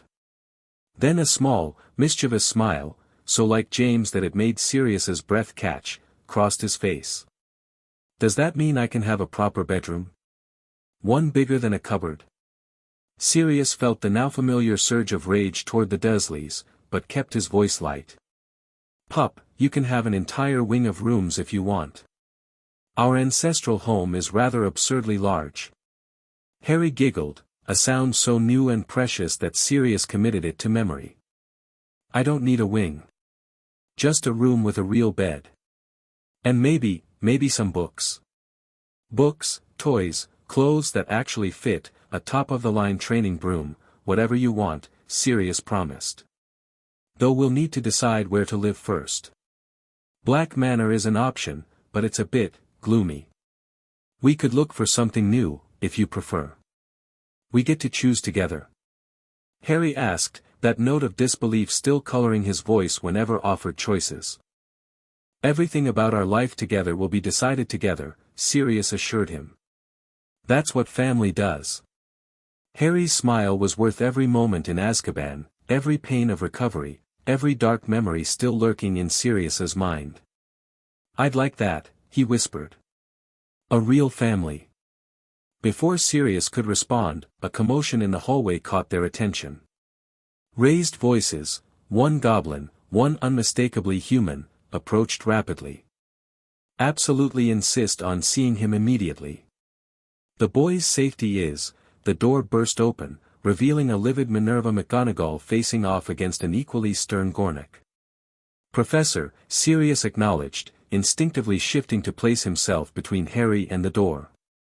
McGonagall's eyes darted between Sirius and Harry, her severe expression softening as she took in the small boy half hidden behind his godfather. "Sirius," she nodded. "I apologize for the intrusion, but matters at the Ministry have escalated. Albus has called for an emergency session of the Wizengamot. Somehow he's convinced Fudge to grant him a public hearing." Sirius tensed. "How? He's supposed to be in custody." "Political maneuvering," McGonagall replied grimly. "His supporters are framing this as a coup attempt by the DMLE. They're demanding he be allowed to address the charges publicly." "And Fudge caved," Sirius guessed. "Spineless as always." "Indeed." McGonagall's gaze shifted to Harry, who was watching the exchange with undisguised interest. Her stern features softened further. "Hello, Mr. Potter. I'm Professor McGonagall. I taught your parents at Hogwarts. You knew my mum and dad too? Harry asked, emerging slightly from behind Sirius. I did. Your father was quite the troublemaker, always plotting some mischief with this one. She nodded toward Sirius with a hint of fondness beneath her disapproval. And your mother was one of my most brilliant students. A natural at Transfiguration. Harry absorbed this new information eagerly. What's Transfiguration? The art of transforming one object into another, McGonagall explained. With a quick glance at Gornick for permission, she withdrew her wand and transfigured a nearby water glass into a small crystal stag that pawed at the air before dissolving back into its original form. Harry's gasp of delight brought smiles to every adult face. Will I learn to do that at Hogwarts? He asked. Indeed you will, Mr. Potter. I'll be your professor, in fact. She turned back to Sirius. But that future is precisely what's at stake. Amelia needs you at the Ministry, Sirius. Your testimony under Veritaserum about the contracts you've seen and your own imprisonment without trial. Sirius looked torn, glancing between Harry and McGonagall. I promised Harry I wouldn't leave him. You're not abandoning him, McGonagall said gently. You're fighting for him in the one place he cannot go himself. Harry tugged at Sirius's sleeve. You should go, he said with surprising conviction. Stop the bad wizard who hurt us both. Sirius knelt to Harry's eye level. Are you sure, pup? I promised I'd stay with you. You'll come back, Harry said, with a certainty that squeezed Sirius's heart. This child, who had never been able to rely on adults, was choosing to trust him. And I have Healer Gornick and Healer Narvilla. I'll be safe. Gornick stepped forward. The boy will remain under Gringotts' protection, Lord Black. Our wards prevent even Dumbledore at the height of his power from reaching him here. After a moment's consideration, Sirius nodded grimly. All right. Let me change into proper robes, and I'll accompany you, Minerva. As the adults made arrangements, none noticed the calculating look that crossed Harry's young face, a look that suggested he understood far more about the situation than anyone realized. The breaking contracts weren't just freeing his magic, they were liberating a mind far sharper than Albus Dumbledore had ever intended Harry Potter to possess. The Wizengamot chambers were in chaos. Raised voices echoed off ancient stone walls as factions formed and reformed along shifting lines of allegiance. In the center of the circular room, Albus Dumbledore sat serenely in the defendant's chair, though the magical restraints that typically bound prisoners remained inactive, a concession wrung from Fudge by Dumbledore's supporters. Amelia Bones stood at the prosecutor's podium, her monocle firmly in place as she surveyed the room with barely concealed disgust. Beside her, Augusta Longbottom, acting as chief which in Dumbledore's absence from the role, attempted to restore order with limited success. Silence. Augusta finally bellowed, her amplified voice cutting through the din like a severing charm. The chamber gradually quieted. These proceedings will be conducted with dignity befitting the Wizengamot, or I shall clear the public galleries. Dumbledore smiled benignly. Thank you, Augusta. It is heartening to see democracy in action, even in these unusual circumstances. Save your platitudes, Albus, Augusta snapped. You stand accused of 42 counts of illegal blood contract creation, magical binding of a minor, theft from an ancient and noble house, and interference with a lawful godparent bond. These are not matters to be taken lightly. Indeed they are not, Dumbledore agreed, his blue eyes twinkling as if they were discussing nothing more serious than Hogwarts curriculum changes. Which is why I requested this public hearing. The wizarding world deserves to understand the context of my actions regarding young Harry. Amelia stepped forward. Context does not justify criminal behavior, especially against a child. Ah, but Madam Bones, when the child in question is the key to our world's continued safety, certain measures become necessary. Dumbledore's voice carried effortlessly through the chamber. Everything I have done was in service to the greater good. The greater good, Amelia repeated flatly. A concept you've invoked repeatedly throughout your career, often to justify questionable decisions. Perhaps you'd care to explain how binding a child's magic, stealing from his vaults, and leaving him with abusive muggles serves any good, greater or otherwise? Before Dumbledore could respond, the chamber doors opened to admit Sirius Black, with Minerva McGonagall beside him. A murmur swept through the Wizengamot as Sirius strode forward, his aristocratic bearing evident despite his still too thin frame. Gone was the haggard prisoner, in his place walked Lord Black, head of an ancient and most noble house, his formal robes bearing the Black family crest. Dumbledore's eyes widened fractionally, the first sign of genuine surprise he'd shown. "Ah, Sirius," he recovered smoothly. "I'm pleased to see you looking so well. Your release from Azkaban was long overdue." "Save it, Albus," Sirius replied coldly, taking his hereditary seat in the noble tier. "We both know you could have secured my release years ago had you chosen to." "A regrettable oversight during chaotic times," Dumbledore conceded. "The aftermath of the war left many loose ends." "For years is not a loose end," Amelia interrupted. "It is a deliberate miscarriage of justice, particularly in light of the active godfather bond Lord Black maintained with Harry Potter throughout his incarceration, a bond you were magically and legally required to recognize as Chief Warlock." Augusta rapped her gavel. "The Wizengamot recognizes Lord Sirius Black, who has submitted to Veritaserum questioning and been cleared of all charges previously held against him. Lord Black has requested the right to address this body regarding the treatment of his godson, Harry James Potter." Sirius stood, his grey eyes locked on Dumbledore. "Members of the Wizengamot, I come before you not just as Lord Black, but as the magically and legally recognized godfather of Harry Potter.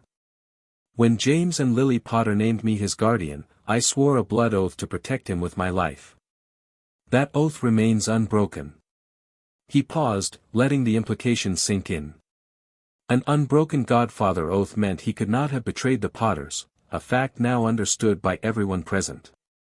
"For 4 years, I was unjustly imprisoned without trial, while my godson was placed with Muggle relatives against his parents' explicitly stated wishes in their will.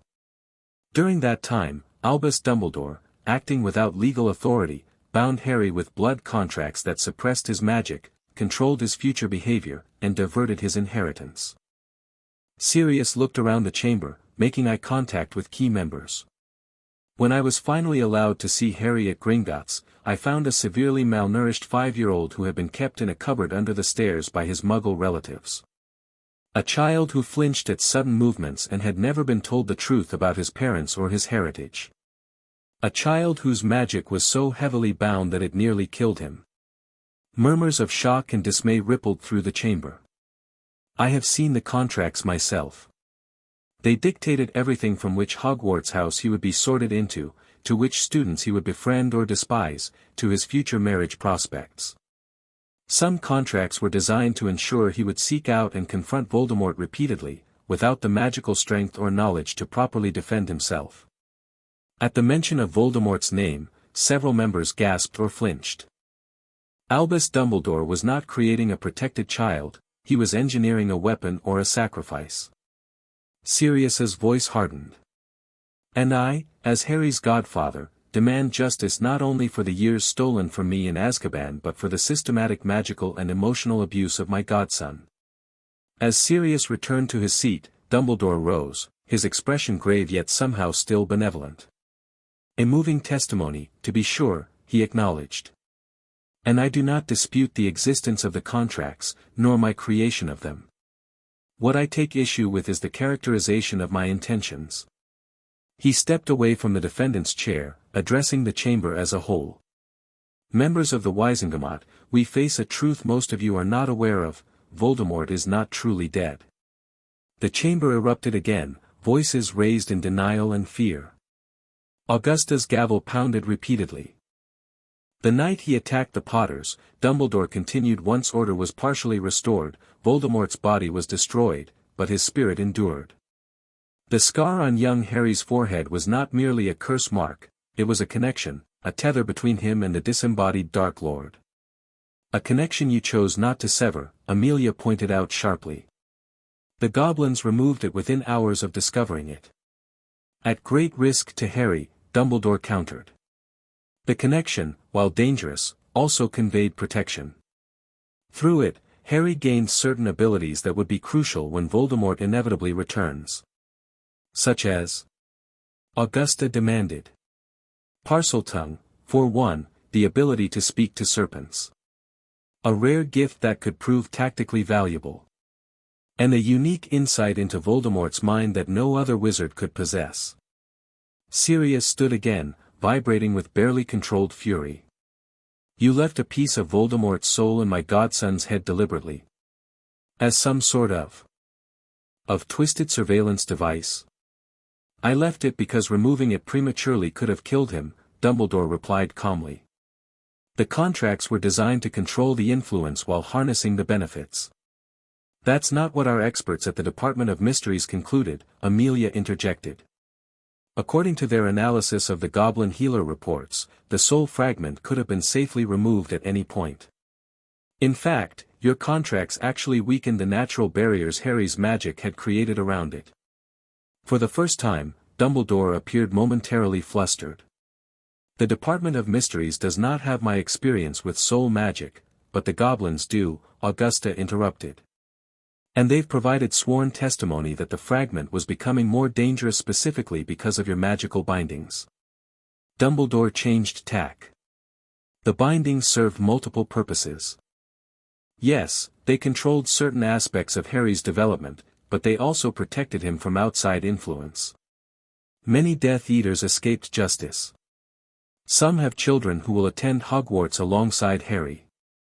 Without guidance, he might form harmful associations. So you decided which friendships he would form before he even met his classmates. McGonagall's voice cut across the chamber as she stood from the visitors' gallery. Really, Albus? How would sorting even function if you've already bound him to Gryffindor? Necessities, Minerva, Dumbledore sighed. Difficult choices made for the greater. If you say greater good one more time, I may hex you myself, she interrupted tartly. There is no good, greater or otherwise, in what you've done to that child. Augusta banged her gavel again. Let us return to the specific charges. The financial diversions from the Potter vaults, how do you explain those, Albus? The Potter fortune is substantial, Dumbledore replied smoothly. I merely allocated portions to causes that would ultimately benefit Harry, research into protective magic, stipends for order members who would one day help guard him, a fund for his future education. Amelia consulted a parchment. According to Gringotts records, you diverted over 2 million galleons to various accounts, including 100,000 to your personal vault. Administrative costs, Dumbledore waved dismissively. Managing Harry's protection is time-consuming work. Sirius let out a bark of incredulous laughter. Protection? You call a cupboard under the stairs protection? The blood wards at Privet Drive were powered by his mother's sacrifice, a sacrifice you perverted with your first contract. Amelia snapped. The goblins found evidence that Lily Potter's original protection was meant to shield Harry completely from Voldemort and his followers. You modified it to be much narrower in scope. For the first time, genuine anger flashed across Dumbledore's face. I modified it to ensure it would last. The original protection was powerful but would have faded within years. My alteration ensured it would renew annually as long as Harry called Privet Drive home. He never called it home, Sirius growled. He called it a prison. He called that cupboard his room because he didn't know children were meant to have proper bedrooms. The mood in the chamber had shifted perceptibly. Many of Dumbledore's traditional supporters were looking uncertain, disturbed by the mounting evidence and the uncharacteristic flashes of temper from a wizard known for his calm demeanor. Perhaps, Augusta said carefully, we should hear directly from those who have examined the contracts. The Wizengamot calls head healer Gornick of Gringotts Bank. The chamber doors opened again to admit Gornick, who strode forward with dignity, ignoring the mutters that followed a goblin's unprecedented appearance before the Wizengamot. He took the witness position, his dark eyes sweeping the chamber impassively. Head healer Gornick, Augusta began, you have examined both Harry Potter and the contracts binding him. Please share your professional assessment with this body. Gornik's voice was clear and carrying, despite its gravelly quality. Herr Potter was brought to Gringotts suffering from severe magical exhaustion and core instability.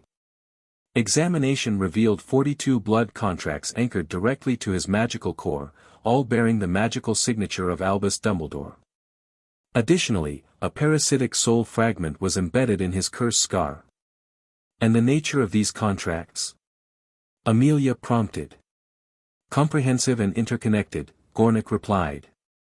Each was designed to activate at specific ages or in response to specific triggers.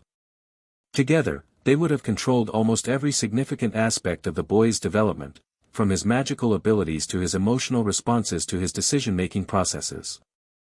Could these contracts have been created with benevolent intent? Augusta asked.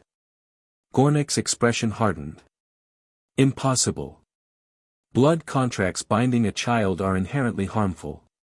They treat the subject as a possession rather than a person with their own magical sovereignty.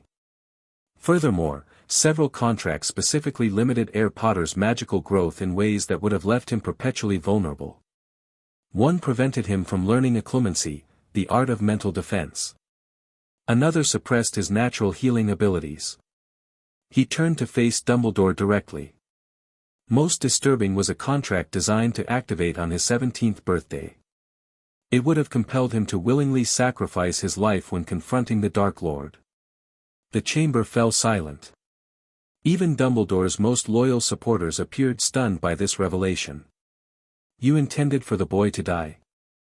Augusta asked, her voice barely audible. Dumbledore closed his eyes briefly. When he opened them, the twinkle had vanished, replaced by a cold certainty that was far more unsettling. I intended for Voldemort to be defeated permanently. The prophecy, what prophecy? Several voices demanded simultaneously. Dumbledore hesitated, then squared his shoulders. Before Harry was born, a prophecy was made stating that a child born as the 7th month dies would have the power to vanquish the Dark Lord. Voldemort learned of this prophecy and chose to attack the Potters, marking Harry as his equal. You based all this, the contracts, the manipulation, the planned sacrifice, on a prophecy? Amelia asked incredulously. Not just any prophecy, Dumbledore insisted. A true prophecy, recorded in the Department of Mysteries. It states that, neither can live while the other survives. I interpreted this to mean that Harry would indeed need to die to remove the last tether binding Voldemort to life, the soul fragment in his scar. Yet the goblins removed that fragment without killing the boy, Sirius pointed out. Your interpretation was wrong. Or perhaps premature, Dumbledore countered. The fragment is contained but not destroyed. And there may be others. Voldemort delved deeper into the dark arts than any wizard in history.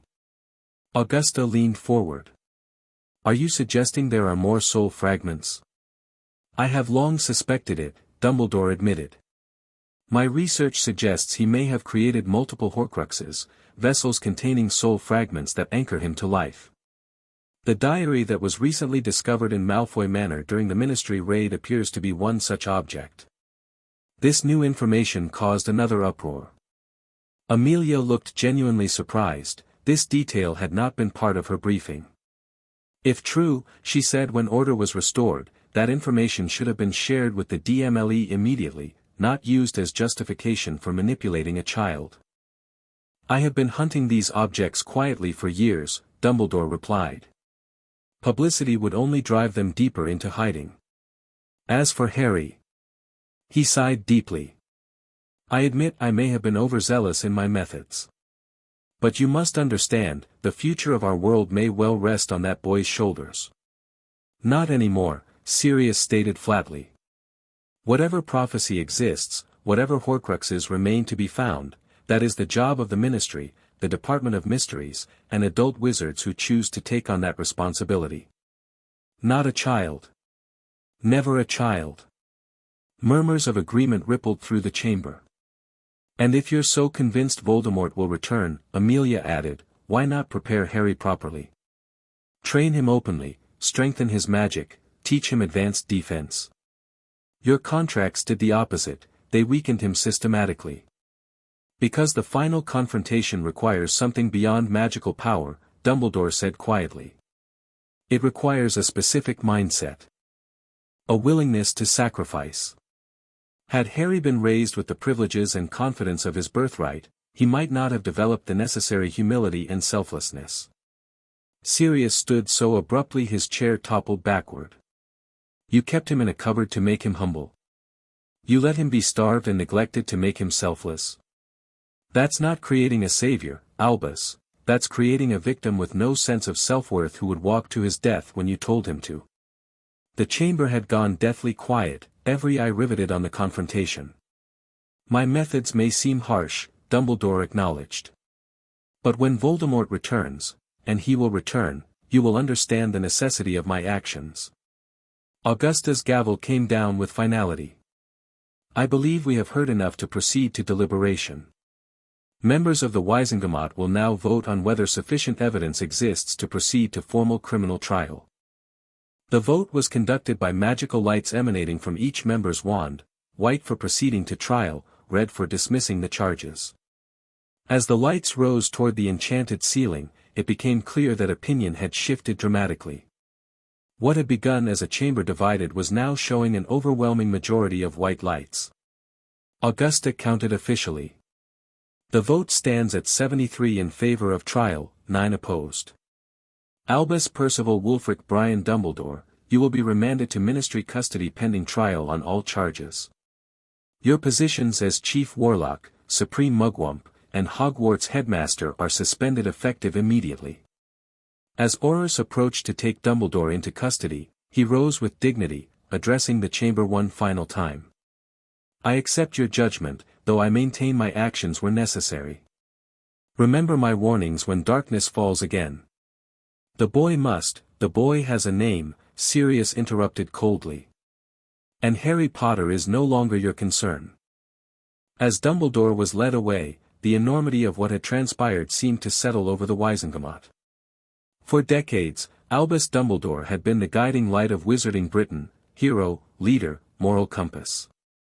To see him revealed as manipulator, thief, and architect of a child's suffering had shaken the foundations of their world. In the aftermath, Sirius approached Amelia. Will it be enough? He still has supporters who see him as the only defense against Voldemort's return. It's enough for now, Amelia replied. The trial will reveal more details, further eroding his support. And in the meantime, we'll be conducting our own investigation into these Horcruxes. And Harry remains under Gringotts' protection until all contracts are broken. Then, as his godfather, his custody transfers fully to you. She placed a hand on his arm. You did well today, Sirius. James and Lily would be proud. Sirius nodded, his throat tight. I should return to Gringotts. Harry will be waiting. Go. I'll send word when we have more information about the trial date. As Sirius departed, Minerva McGonagall fell into step beside him. Well, that was illuminating, she said dryly. Illuminating? It was bloody horrifying, Sirius corrected. He was raising Harry as a pig for slaughter. I know, Minerva replied, her voice uncharacteristically gentle. I've served alongside Albus for decades, and I never suspected this. Because he cultivated that grandfatherly persona perfectly, Sirius said bitterly. Always appearing wise and benevolent while moving people like chess pieces. They walked in silence for a moment before Minerva spoke again. What will you do now? With Harry, I mean. Heal him. Protect him. Let him be a child. Sirius ran a hand through his still too long hair. Beyond that, I'm still figuring it out. He'll need education before Hogwarts, of course. I'd be happy to provide recommendations for tutors, Minerva offered. And to visit occasionally, if you both would welcome it. He should know there are adults at Hogwarts he can trust, regardless of what happens with Albus. Sirius nodded gratefully. Thank you. Harry would like that, I think. He's soaking up information about his parents like a sponge. I have photographs, Minerva said. From their school days. And memories I could share via pensive. He'd treasure that, Sirius said softly. Thank you, Minerva. As they reached the ministry atrium, ready to depart for Gringotts, neither noticed the beetle perched on a nearby statue, its antennae quivering with excitement at the explosive story it had just witnessed, a story that would dominate tomorrow's daily prophet under the byline of Rita Skeeter. Harry sat cross-legged on his bed in the recovery chamber, a large book open before him. The goblins had provided him with magical children's primers once he'd expressed interest in learning, and he devoured them with surprising speed for a 5-year-old. Currently, he was studying a simple guide to magical theory, his brow furrowed in concentration as he traced the illustrations of magical cores and how they interacted with wands. A soft knock at the door made him look up. Come in, he called. Narvilla entered, carrying a tray with his evening potions. Still reading, Potter? Your mind is as hungry as your magic. Harry smiled shyly. It's interesting. I never knew why strange things happened around me before. Accidental magic, Narvilla nodded, setting the tray down. Though yours was likely more frequent and powerful than most children's, despite the bindings. Because of my core? Harry asked, pointing to the book. It says some wizards naturally have stronger cores than others. Indeed, Narvilla agreed, looking impressed by his comprehension. And yours is exceptionally powerful, which is why Dumbledore went to such lengths to bind it. He feared what you might become if allowed to develop naturally. Harry absorbed this information with the same solemn intensity he applied to everything. Would I have been dangerous? Narvilla considered him carefully. Power itself is neither good nor evil, Potter. It is intent that matters. A powerful wizard can cause great harm or do tremendous good. Dumbledore feared what he could not control, not what was inherently dangerous. Harry nodded, seeming satisfied with this answer. When will Sirius be back? Soon. He sent word that the Wizengamot hearing has concluded. Dumbledore will stand trial for his crimes. Relief flashed across Harry's face. Good. So he can't hurt anyone else. Narvilla handed him the first potion vial. These contracts were unusually specific to you, Potter. It's unlikely he bound other children in the same way. Harry dutifully swallowed the potion, making a face at its bitter taste. But he still hurt them in other ways. The book says Hogwarts is supposed to be the safest place in Britain, but he left dangerous things there. Like the third-floor corridor last year that was forbidden. Why would a school have a whole area that could cause a most painful death? Narvilla's eyes narrowed. How do you know about that? Harry looked suddenly cautious. I don't know. I just do. Sometimes I know things I shouldn't. Is that bad? Narvilla studied him intently. It is unusual. Perhaps a remnant of the soul fragment connection, or an effect of the contracts breaking. We will monitor this phenomenon. Before she could question him further, the door opened again, admitting Sirius and Gornick. Harry! Sirius exclaimed, looking tired but triumphant. Good news, Dumbledore will stand trial. The Wizengamot voted overwhelmingly to proceed. Harry's face lit up. You did it. I knew you would. We're not finished yet, Sirius cautioned, sitting on the edge of the bed. But it's a strong start. How are you feeling? Gornick says you tried walking today. I made it all the way to the window and back, Harry reported proudly. My legs only wobbled a little bit. Excellent progress, Gornick agreed. We broke another contract this afternoon, one designed to make him physically weak and uncoordinated. His natural grace is returning rapidly. Sirius raised an eyebrow. Natural grace, eh? Sounds like you might have inherited your father's Quidditch talent. What's Quidditch? Harry asked eagerly.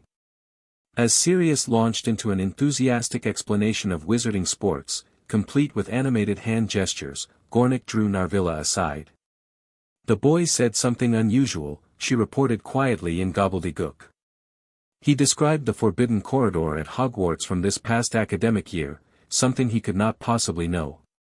Gornik's expression sharpened.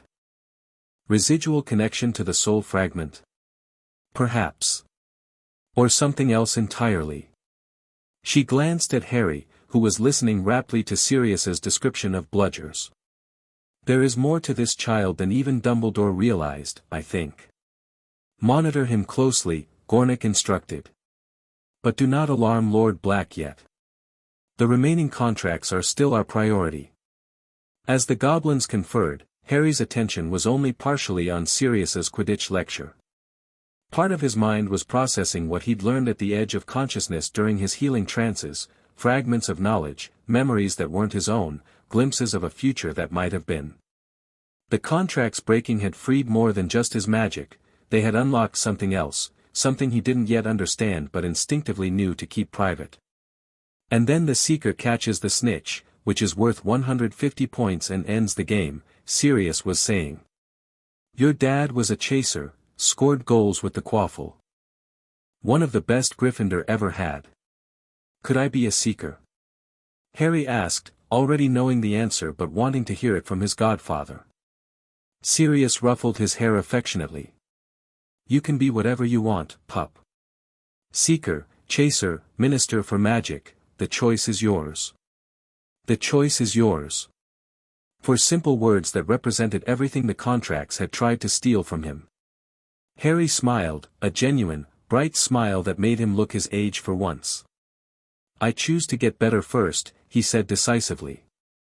Then we can think about Quidditch. Sirius laughed. Wise beyond your years, Harry.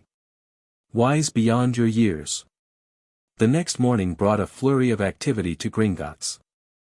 The Daily Prophet's front page blared, Dumbledore's dark secrets, Boy WHO lived bound by blood contracts, in enormous letters, accompanied by a surprisingly accurate account of the Wizengamot proceedings. Rita Skeeter had outdone herself, somehow obtaining details that hadn't been publicly disclosed.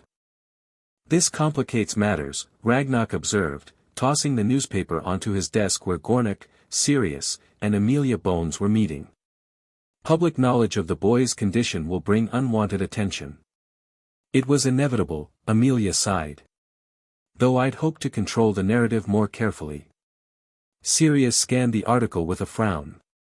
At least she got most of the facts right for once. And she's firmly against Dumbledore, which works in our favor. For now, Gornik noted. Until she decides a new angle would sell more papers. What's our next step? Sirius asked. The goblins say Harry's strong enough to leave the healing pool for longer periods now. We proceed with breaking the remaining contracts, Ragnarok stated. 23 have been dissolved safely, leaving 19 still anchored to his core. The most dangerous ones have been neutralized, but several financial diversions and social compulsions remain. And legally? Sirius pressed. Amelia consulted her notes.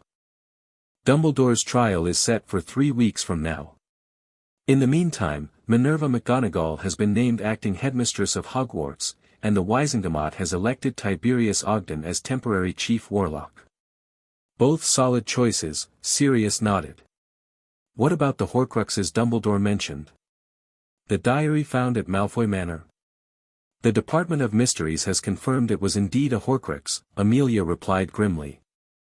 They're working with Gringotts curse breakers to develop detection methods for finding others. Dumbledore's notes have been seized from his office, but they're encrypted. The diary has been destroyed? Gornik asked sharply. Yes, using basilisk venom from the department's restricted substances vault. The soul fragment manifested briefly before dissipating. Ragnarok nodded with satisfaction. The fragment from the boy's scar remains contained in our high-security vault. We will destroy it using similar methods once we've completed our study of its magical properties. And the prophecy Dumbledore mentioned? Sirius asked. Amelia hesitated. It exists. I've verified its presence in the Department of Mysteries. However, only those named in a prophecy can retrieve it from the Hall of Prophecies. Meaning Harry would need to go there himself, Sirius concluded, frowning. That's not happening anytime soon. He's 5, for Merlin's sake. Agreed, Amelia said. Whatever the prophecy contains, it doesn't change our immediate priorities, healing Harry, bringing Dumbledore to justice, and locating any remaining Horcruxes. A goblin messenger entered with a small bow. Healer Gornick, the Potter heir is asking for Lord Black. He seems distressed. Sirius was on his feet immediately. What's happened? He woke from a nightmare, the messenger reported. He's requesting you specifically. Go, Amelia urged. We've covered the essentials.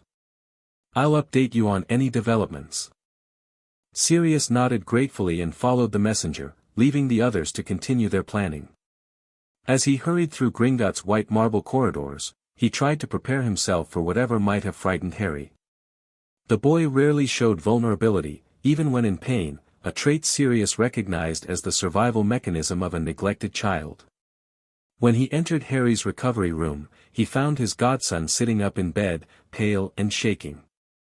Narvilla stood nearby, monitoring him with concern. Harry? What's wrong, pup? Sirius crossed the room quickly, sitting on the edge of the bed.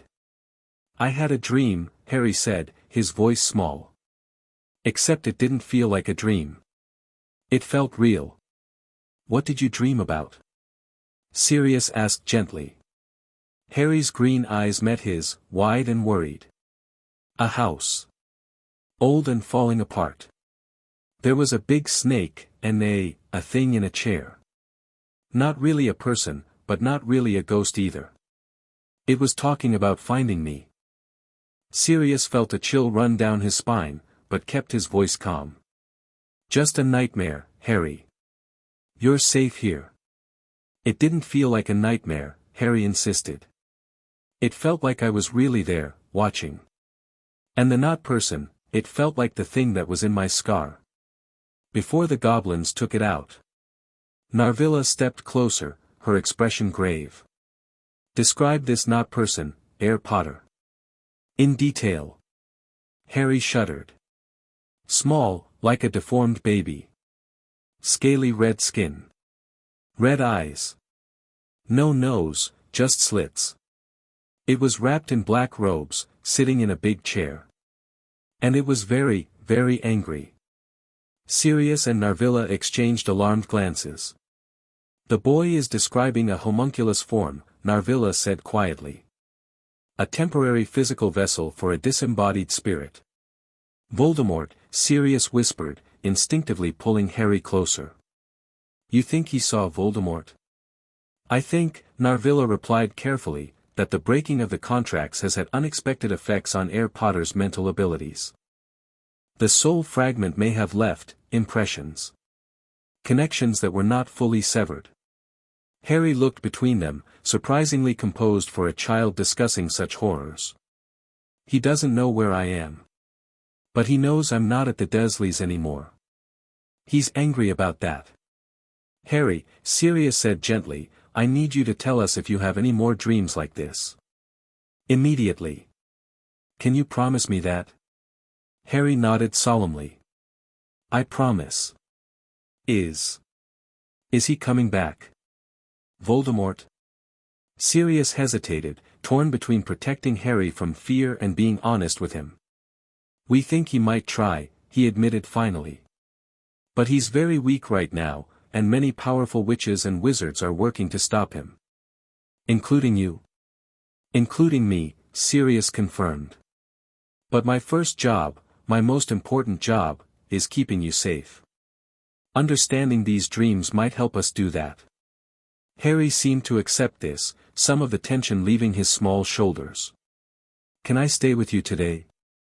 Instead of going back to the healing pool. Sirius looked to Narvilla, who considered for a moment before nodding. We plan to break another contract this afternoon, but it can wait until tomorrow. His magic is stable enough for a day of normal activity. Thank you, Sirius said gratefully. To Harry, he added, how would you like to see your family vault today? Now that you're steady on your feet, we can take a cart ride down to the lower levels. Harry's face lit up with genuine excitement. Really? With the dragons Griphook told me about? Dragons, ancient treasures, and centuries of Potter history, Sirius confirmed, relieved to see the fear fading from Harry's eyes. Though we'll need to bundle you up warmly. It gets cold in the deep vaults. As Harry eagerly accepted a warm cloak from Narvilla, Sirius made a mental note to discuss this new development with Amelia and Gornick immediately. If Harry was somehow still connected to Voldemort despite the removal of the soul fragment, they faced complications none of them had anticipated. But for now, he would focus on giving Harry a positive experience, a connection to his heritage and family that Dumbledore had systematically denied him. The monsters, both those locked in Azkaban and those still lurking in the shadows, could wait for one day. The cart journey to the Potter family vault was everything Harry had hoped for, exhilarating speeds, hairpin turns, and even a distant glimpse of a massive, pale dragon guarding the highest security vaults. Throughout the ride, he laughed with genuine childish delight, his earlier nightmare temporarily forgotten. Having fun? Sirius asked, grinning at Harry's windswept appearance as the cart finally slowed. That was brilliant! Harry exclaimed. Can we go again? On the way back up, Sirius promised. But first, there's something important I want to show you. They had stopped before an enormous door of burnished gold, emblazoned with the Potter family crest, a shield featuring 3 flowering plants Harry didn't recognize, supported by 2 stags rampant. Your family vault, Griphook announced, stepping from the cart. Established in 1317 when Hardwin Potter married Iolanthe Peveril, combining their family fortunes. Harry stared at the massive door with awe. All of this is mine. Yours to steward, Sirius corrected gently. The Potter wealth isn't just gold, Harry. It's history, responsibility, and legacy. Your ancestors built this fortune to secure the future of their descendants, you. Griphook approached the door, running one long finger down its center. Blood recognition is required for first entry, Heir Potter. Harry looked uncertainly at Sirius, who nodded encouragingly. Just a small prick on your finger. The vault needs to recognize you as a Potter by blood. Stepping forward, Harry allowed Griphook to take his hand and press his index finger to a small, gem-like depression in the door. He felt a brief sting, then warmth as the gem glowed red, absorbing a drop of his blood. The massive door shimmered and slowly swung inward. The vault recognizes Heir Potter, Griphook intoned formally. Access granted to the Potter legacy. Harry stepped inside, momentarily overwhelmed by what he saw. The vault was cavernous, divided into distinct sections. Nearest the door stood mountains of gold, silver, and bronze coins, more money than Harry could comprehend. Beyond that, shelves lined the walls, holding books, scrolls, and artifacts of obvious antiquity and value. But it was the far wall that captured Harry's attention completely. There hung dozens of portraits, moving, magical paintings of people with familiar features. People with his unruly black hair, his jawline, his nose. People with his mother's green eyes or auburn hair. My family, he whispered, moving toward them as if drawn by magic. Sirius followed, placing a gentle hand on his shoulder. Potter ancestors going back centuries. And here, he guided Harry to a smaller portrait hanging at eye level, your parents. James and Lily Potter smiled down from their frame, looking exactly as they had in the photos Sirius had shown Harry. James with his perpetually messy hair and glasses, arm wrapped around Lily, whose vivid green eyes, so like Harry's own, sparkled with intelligence and warmth. Can they talk to me? Harry asked hesitantly. Sirius shook his head sadly. These are memorial portraits, created after their deaths from memories. They have some personality and movement, but not true consciousness like the portraits at Hogwarts. Your parents were too young to have commissioned proper magical portraits. Harry reached out, his small fingers hovering just short of touching the canvas. "Hello," he said softly. "I'm Harry." The painted figures smiled broader, James offering a small wave while Lily blew a kiss. Though they couldn't speak, their painted expressions conveyed pride and love unmistakably. "They would be so proud of you," Sirius said, his voice thick with emotion. "So very proud of how brave you've been." Harry stood transfixed for several long moments, drinking in the sight of his parents. Finally, reluctantly, he turned to explore the rest of the vault. "What are all these books?" he asked, approaching a section of ancient-looking tomes. "Family grimoires, historical records, research journals," Sirius explained. "The Potters have always been innovators, especially in transfiguration and protective magic. Your father created several original spells that he never had the chance to publish before." His voice trailed off, but Harry understood. "Before Voldemort. Before everything changed. Can I take some books with me? To read?" "Certainly," Sirius agreed. "Though perhaps we should start with ones appropriate for your age. Some family grimoires can be temperamental with untrained readers." Harry nodded seriously and allowed Sirius to select several volumes that would be suitable for a magically gifted 5-year-old. As they browsed, Griphook approached with a small wooden box. "Lord Black, we found this in our inventory review. It was removed from the vault by Albus Dumbledore in November 1981 but recovered during our audit." Sirius took the box with a frown. "Did he remove anything else?" "Several artifacts, books, and approximately 2.7 million galleons," Griphook confirmed. "Most have been recovered and returned. This, however, seemed particularly significant." Sirius opened the box carefully. Inside lay a silvery, fluid-like fabric that seemed to shimmer between visibility and transparency. "James's invisibility cloak," Sirius breathed. "I'd wondered what happened to it." Harry peered at the strange material with fascination. "Invisibility cloak? Like in stories?" "Better than in stories," Sirius grinned. "This is a Potter family heirloom, passed down for generations. It's not like ordinary invisibility cloaks that fade or tear with time. This one has remained perfect for centuries." He carefully removed the cloak and draped it over Harry's shoulders. Instantly, Harry's body disappeared from the neck down, leaving his head appearing to float in midair. "Wicked!" Harry exclaimed, looking down at where his body should be. "I'm invisible." "Your father used to use this cloak to sneak around Hogwarts after curfew," Sirius reminisced, his eyes distant with memories. "Got us out of trouble more times than I can count." "Can I keep it?" Harry asked hopefully. "It's yours by right," Sirius confirmed.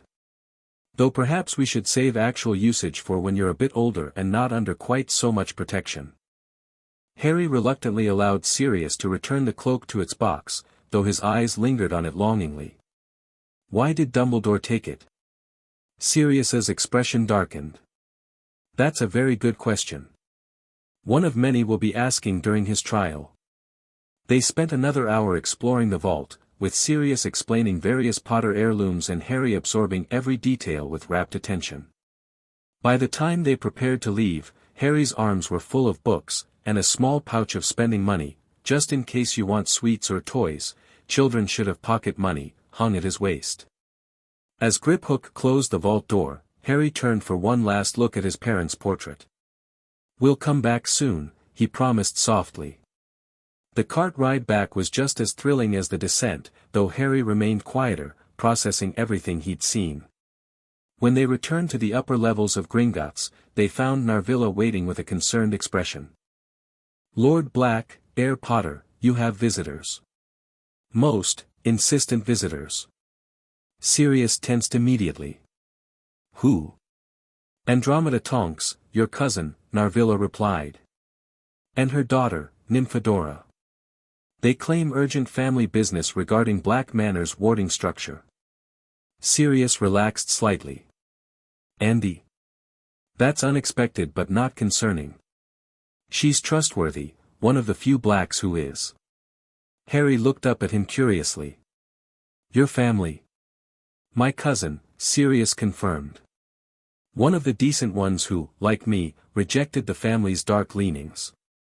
She married a Muggle-born wizard and was disowned for it. Harry's expression became serious. Like my mum? A Muggle-born? Exactly, Sirius smiled. Ted Tonks is a brilliant wizard and a genuinely good man. Their daughter Nymphadora, though never call her that to her face unless you enjoy being hexed, is a metamorphmagus. She can change her appearance at will.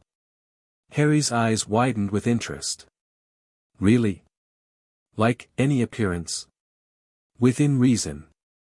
She's still learning control, but it's an extraordinary gift.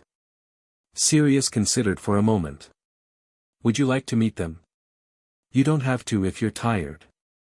Harry bit his lip, then nodded decisively. I'd like to meet them. You're good family. Something in the phrasing, the implied contrast with Sirius's bad family, tugged at Sirius's heart. This child had spent too long with the worst sort of relatives, he deserved to experience what real family could be. Let's go greet them, then, he said, taking Harry's hand. Fair warning, Tonks is likely to have outrageously colored hair and may trip over something within the first 5 minutes. She's the clumsiest witch I've ever met. Harry giggled, a sound Sirius treasured for its increasing frequency. Together, they followed Narvilla toward whatever new development the Tonks family brought with them. Andromeda Tonks could never quite hide her black family heritage despite years of trying.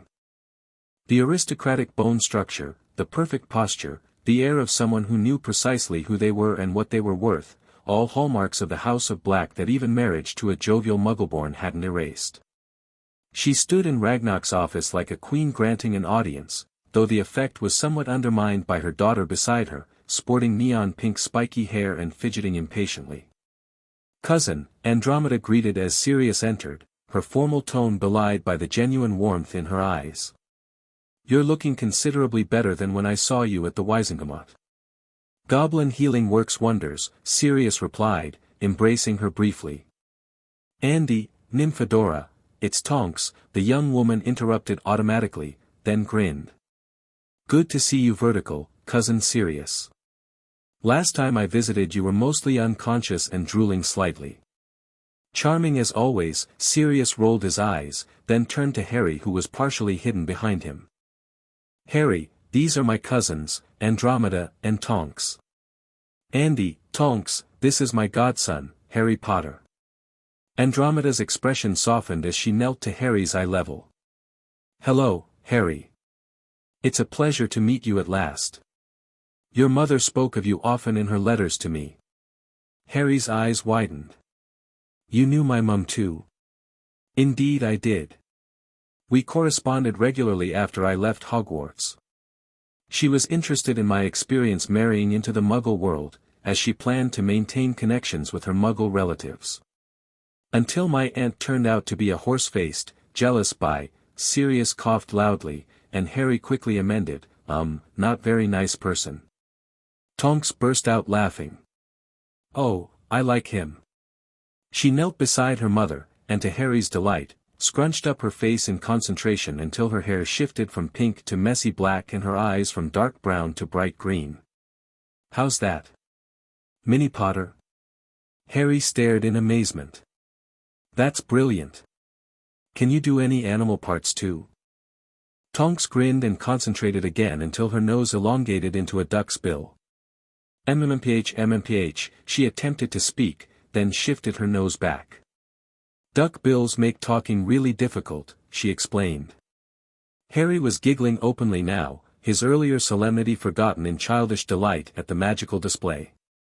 Now that you've thoroughly destroyed any sense of propriety, Andromeda said dryly to her daughter, perhaps we could discuss the actual reason for our visit? Right, Tonks straightened, her hair shifting back to pink. The wards at Black Manor have gone completely bonkers. We went to check the place as you asked, Sirius, and nearly got incinerated by the entrance gargoyles. Sirius frowned. That's not supposed to happen. You're a black by blood, the wards should recognize you. They did, eventually, Andromeda confirmed. But not before putting us through rather extensive verification. It appears the manor's defenses have escalated significantly since you claimed your lordship ring. The ring, Sirius muttered, glancing down at the heavy signet on his right hand. Of course. The family magic must be responding to having an active lord again after so many years. Precisely, Andromeda agreed. But there's more. Once we gained entry, we found something disturbing in the eastern wing drawing room. Tonks nodded solemnly, her hair darkening to a more subdued blue. A tapestry, not the family tree, a different one. It was changing. Rewiring itself. The tapestry of destinies, Sirius breathed. I'd forgotten about that old thing. It's supposed to show the major magical influences and connections affecting the Black family. Yes, well, it's gone completely mental, Tonks reported. Threads appearing and disappearing, patterns shifting. And right in the center, Harry Potter, Andromeda finished. His name has appeared prominently, connected not just to you as godson, but to the family magic itself. As if the House of Black has claimed him. Sirius paled slightly. That's unexpected.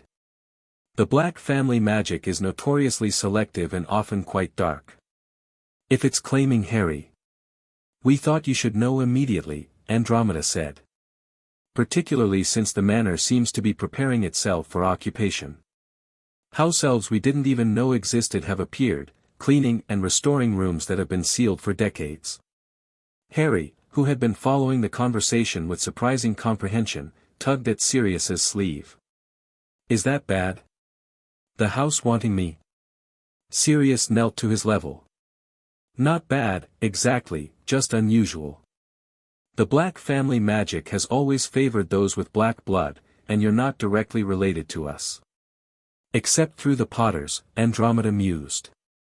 Doria Black married Charles Potter, your grandfather's brother, I believe. The connection is distant but evidently sufficient. Or, Ragnarok interjected, having listened silently until now, it is not blood but magic that the House of Black recognizes in the boy. All eyes turned to the goblin director. Explain, Sirius requested. Ragnarok steepled his long fingers. The oldest wizarding houses possess a form of sentience in their family magic, an ability to recognize not just bloodlines but magical affinity and potential. If the Black family magic has claimed Heir Potter, it may be responding to compatible magical signatures or recognizing him as essential to the family's future. Or, Gornick added from where he stood near the door, it may be responding to the broken contracts. As each binding dissolves, Heir Potter's true magical nature emerges more fully. Perhaps the Black family magic recognizes something in that nature that resonates with its own. Harry looked between the adults with growing confusion. So, is the house good or bad? Sirius ruffled his hair affectionately. Houses aren't good or bad, pup. They're just buildings with lots of history and magic. Black Manor has some difficult history, but it belongs to us now. We can decide what kind of home it becomes. Indeed, Andromeda agreed. And speaking of home, the manor's sudden activation raises practical questions. Sirius, you'll need to properly claim the property soon, or the family magic may become increasingly unstable. Sirius nodded reluctantly. I've been avoiding it. Too many unpleasant memories. But you're right, once Harry's healing is complete, we should establish a proper residence. The boy's remaining contracts will be fully dissolved within 10 days, Gornick stated. His magic has responded exceptionally well to each breaking. We could accelerate the schedule if necessary. No need to rush his healing, Sirius decided. Andy, can you and Ted continue monitoring the manor? Perhaps begin making it more child-friendly. Andromeda's lips twitched. I'm not sure Black Manor has ever been child-friendly in its long history, but we'll do what we can. The library alone will need significant work to remove the more problematic volumes before a 5-year-old has access. I'll help too, Tonks volunteered. I'm on Auror trainee leave for another week. Between warding practice and defense against dark artifacts training, this is practically homework. Thank you both, Sirius said sincerely. I'm not sure I could face that place alone. Harry, who had been quietly absorbing everything, suddenly asked, does the house have a garden? For playing outside? The simple, childlike question momentarily silenced the adults, a poignant reminder of what was truly important amid all the magical complications and political maneuvering. It has extensive grounds, Andromeda answered with a gentle smile. Including formal gardens, a Quidditch pitch, and a small forest. All of which will need significant attention after years of neglect, but nothing magic can't remedy. Harry's eyes lit up. A real Quidditch pitch? Like professional teams have? Smaller, Sirius laughed, but yes. The Blacks always did everything extravagantly. We used to play there during summer holidays. Your father, Regulus, and I, James, always complained the goal hoops were positioned to favor Slytherin flying strategies. Can I learn to fly there? Harry asked eagerly. Absolutely, Sirius promised. As soon as you're fully healed and the grounds are safe. Ragnarok cleared his throat. If we may return to business briefly. The connection between Heir Potter and the Black family magic raises interesting legal questions regarding his status. Lord Black, have you considered formal adoption? Sirius looked startled. Adoption? I'm already his godfather and legal guardian. Magical adoption, Ragnarok clarified. It would make Heir Potter a true member of the House of Black by magic while maintaining his status as Heir Potter. Given the family magic's apparent acceptance of him, such a step might offer additional protections. And complications, Andromeda cautioned. The Black family magic is ancient and carries expectations. Traditions. Not all of them pleasant. Sirius frowned thoughtfully. What would this mean for Harry, exactly? He would gain certain innate protections offered by the Black family magic, Ragnarok explained. Resistance to some curses, affinity for particular branches of magic. He would be recognized by Black properties and artifacts as a true family member. However, he would also be subject to family magical obligations and restrictions. Let me research this more thoroughly, Andromeda suggested. The Black family library should contain the necessary information about the adoption ritual and its consequences. We can make an informed decision once Harry's healing is complete. Sirius nodded agreement. A sound plan. For now, let's focus on preparing the manor and completing Harry's contract breaking. As the adults continued discussing logistics, Harry's attention drifted. The idea of having not just a godfather but a whole magical family, even one with a complicated history, filled him with a warmth he'd never experienced before. The Dursleys had always made him feel like an unwanted intruder, but here was a magical house apparently eager to welcome him. And a Quidditch pitch. And gardens. And forests to explore. For a boy who had spent much of his life confined to a cupboard, the possibilities seemed endless and wonderful. While part of him remained wary, too many years of disappointment had taught him caution, another part, the part growing stronger with each broken contract, allowed himself to hope. To believe that this new life with Sirius might actually be real and lasting. He caught Tonks watching him with understanding in her eyes. She winked and morphed her nose into a pig snout, then back again so quickly the adults didn't notice. Harry stifled a giggle behind his hand, earning a conspiratorial grin from his new cousin. Family. The word had never meant much before. Now it was beginning to feel like the most magical word of all.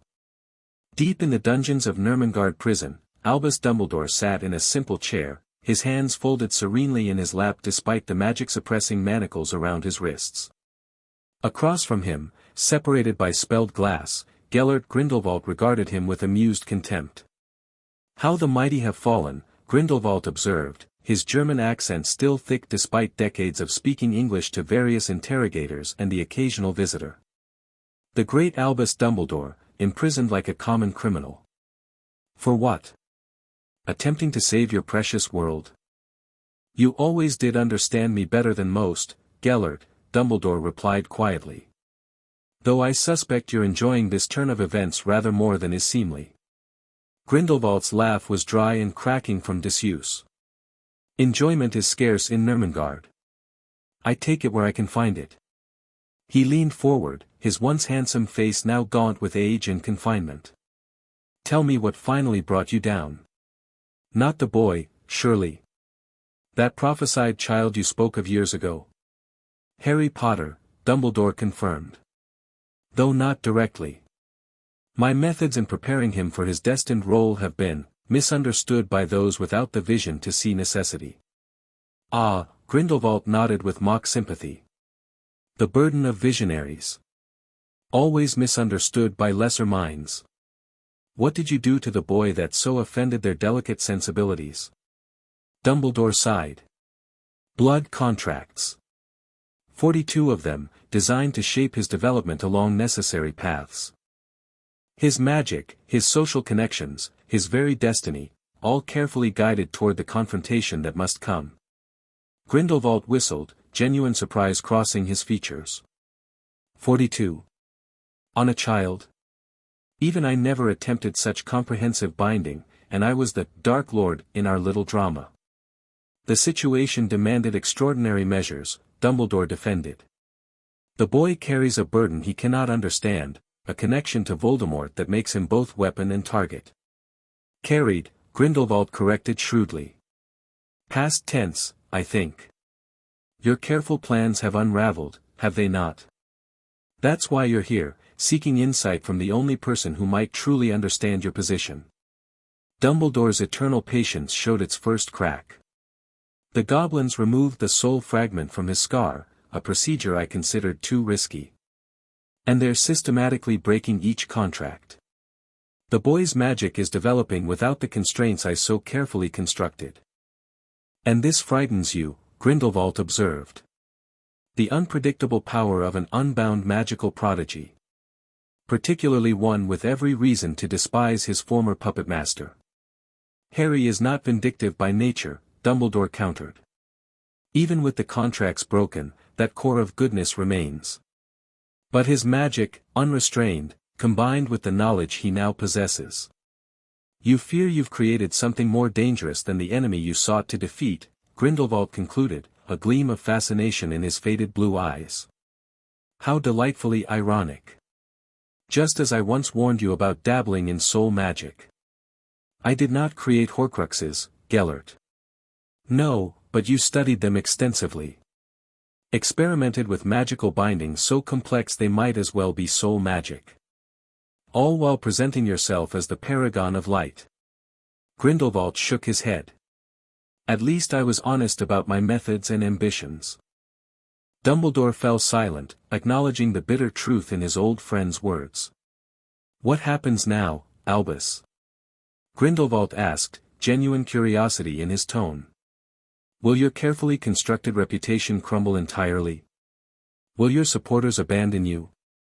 Or have you, as always, planned for even this contingency? The trial begins in 2 weeks, Dumbledore replied. I have certain allies still, those who understand the greater stakes involved.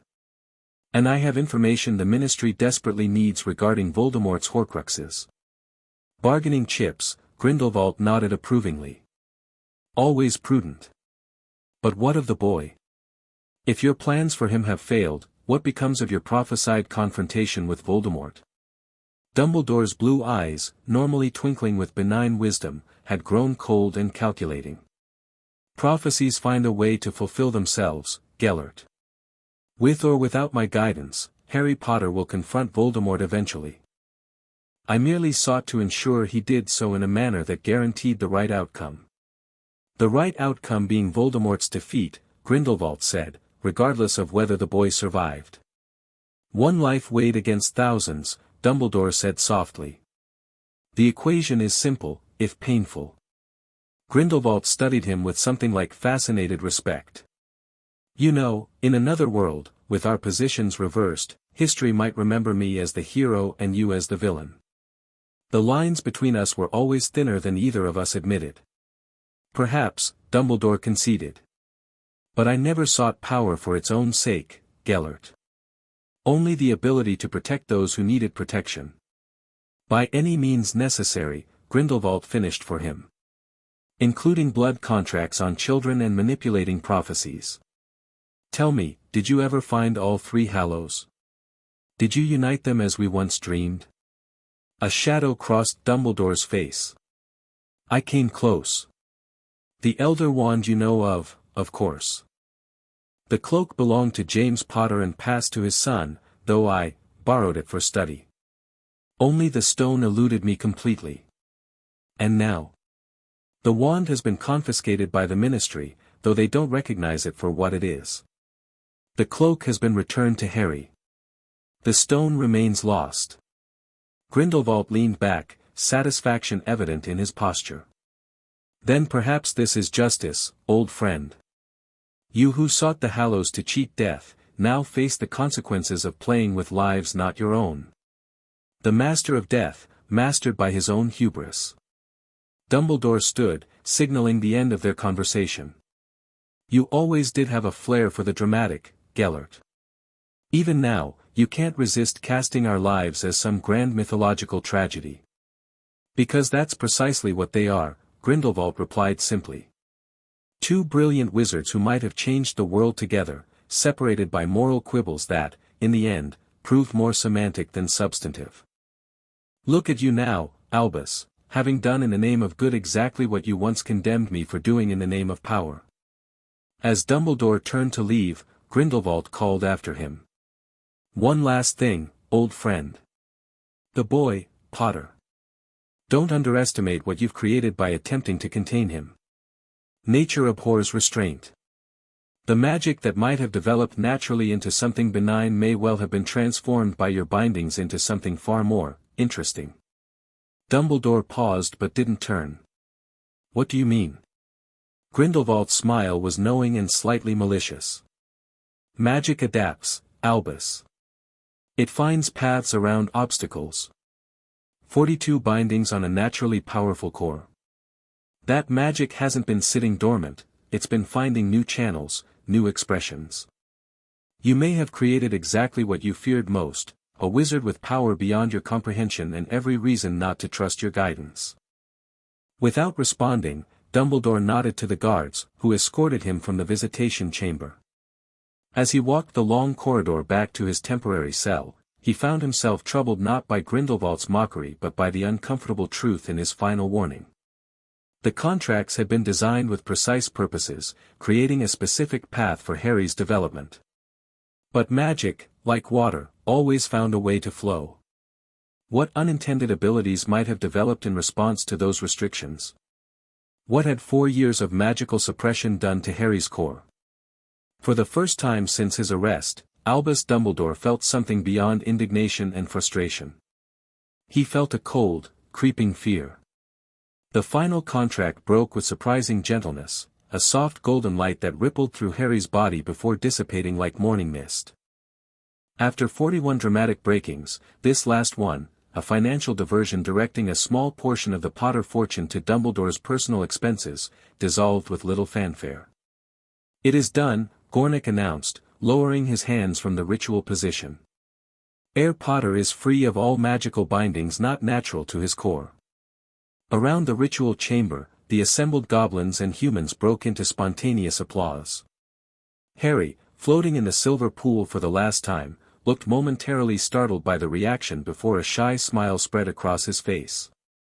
Sirius rushed forward as the goblins helped Harry from the pool, wrapping him in a warm robe that had been specially enchanted to help stabilize newly unbound magic. How do you feel, pup? Harry considered the question seriously, his eyes slightly unfocused as he assessed his internal state. Light, he finally said. Like I could float away if I wanted to. And, complete, somehow. Like pieces of me that were missing are back. Narvilla approached with a diagnostic crystal, passing it over Harry with practiced movements. His core is stabilizing beautifully. Power levels are extraordinary. Higher than our initial projections. Is that dangerous? Amelia Bones asked from where she stood with Kingsley Shacklebolt. Both had come to witness this final breaking and provide an official ministry record of the event. Not inherently, Gornick replied. But it will require proper training. Heir Potter will need to learn control earlier than most magical children. We'll arrange appropriate tutoring, Sirius assured them. Andromeda has already compiled a list of qualified instructors who can be trusted with discretion. Harry looked around at the assembled adults, his godfather, the goblin healers who had saved him, the ministry officials who had helped bring Dumbledore to justice, and even Professor McGonagall who stood quietly at the back of the chamber. For the first time in his young life, he was surrounded by people who genuinely wanted what was best for him. "Can we go home now?" he asked Sirius, the simple question carrying the weight of years of longing. Sirius knelt to his eye level. "Yes, Harry. We can go home. Black Manor is ready for us, Andromeda and Tonks have made sure of it. We can move in tomorrow if the healers agree you're strong enough." Gornick nodded. The boy's physical recovery is complete. His magic will continue to settle for several weeks, but that process can occur anywhere. I recommend daily monitoring and regular checkups here at Gringotts, but there is no medical reason to delay his departure. Harry's smile brightened. "And I can have a real bedroom? With a proper bed?" "You can have any bedroom you want in the entire manor," Sirius promised. "Though I've had one specially prepared that I think you'll like. Right next to mine, with a connecting door in case you need anything during the night." The thought of being able to reach Sirius easily if he had nightmares, which still came occasionally, sometimes featuring the homunculus form of Voldemort, clearly reassured Harry. "Before we conclude," Ragnarok said, stepping forward, "there are legal matters to finalize. Lord Black, if you intend to proceed with magical adoption, it should be done before leaving Gringotts' protection." Sirius looked to Harry. "We've discussed this, pup. Remember? Magical adoption would make you officially my son in magic as well as law, while still keeping you a Potter. It would give you additional protections through the Black family magic. But it's your choice. We can wait if you prefer." Harry didn't hesitate. "I want to do it. I want to be your son officially." Something flickered in Sirius's eyes, profound emotion quickly contained for Harry's sake. "Then we'll proceed." The adoption ritual was brief but powerful. Harry and Sirius stood within a circle of goblin-crafted silver, their hands joined over a shallow bowl containing a potion that shimmered with an inner light. 7 drops of blood from each of them fell into the mixture, which turned a deep, rich blue. "By blood freely given and magic freely shared," Ragnarok intoned, "let the houses of Black and Potter be joined in this child. May he carry the strengths of both lines, protected by the ancient magics of each. May he be recognized as son and heir, by law and by magic, now and forevermore." Harry drank half the potion, Sirius the remainder. For a moment, nothing seemed to happen. Then a soft glow surrounded both of them, silver and gold intertwining, before sinking beneath their skin. Harry gasped softly as he felt the Black family magic merge with his own, ancient, powerful, and surprisingly warm in its acceptance. His features shifted subtly, his jawline taking on a hint of the Black aristocratic structure, his cheekbones becoming slightly more defined, his hair gaining a hint of the glossy quality characteristic of the Black family. "Harry James Potter Black," Sirius said formally, his voice thick with emotion. "My son in magic and in heart." "Dad," Harry whispered experimentally, the word foreign yet right on his tongue. Then, more confidently, "Dad." There wasn't a dry eye in the chamber as Sirius gathered Harry into a fierce embrace, magic still shimmering around them as the adoption settled. Even the goblins looked moved, though they'd deny it vehemently if accused of such sentimentality. When they finally separated, Harry looked around the chamber once more, his green eyes, unchanged by the adoption and still vividly Lily's, bright with a confidence he'd never possessed before. "Thank you," he said to the goblins, with a formal little bow Andromeda had taught him. For healing me and helping me find my family." Gornik bowed in return, lower than a goblin typically would to a wizard. "It has been an honor, Herr Potter Black. May your gold always flow and your enemies tremble before you." Harry grinned at the traditional goblin blessing. "May your vaults overflow and your blades never dull," he responded, earning approving looks from the goblin contingent. As they prepared to leave Gringotts for the first time in nearly a month, Harry tucked his hand securely in Sirius's. The future stretched before them, uncertain in many ways, with Dumbledore's trial approaching and the lingering threat of Voldemort's possible return. But the most important change had already occurred. Harry Potter was no longer alone, no longer bound, no longer the weapon Albus Dumbledore had tried to forge. He was simply Harry, son, godson, student, child, with the freedom to become whoever he chose to be. And that, perhaps, was the most powerful magic of all. Chapter 3, A New Path Forward. The ancient walls of Black Manor seemed to hum with anticipation as Sirius and Harry stepped through the massive oak doors for the first time. Centuries of dark magic had left their mark on the imposing structure, yet something had changed in recent weeks.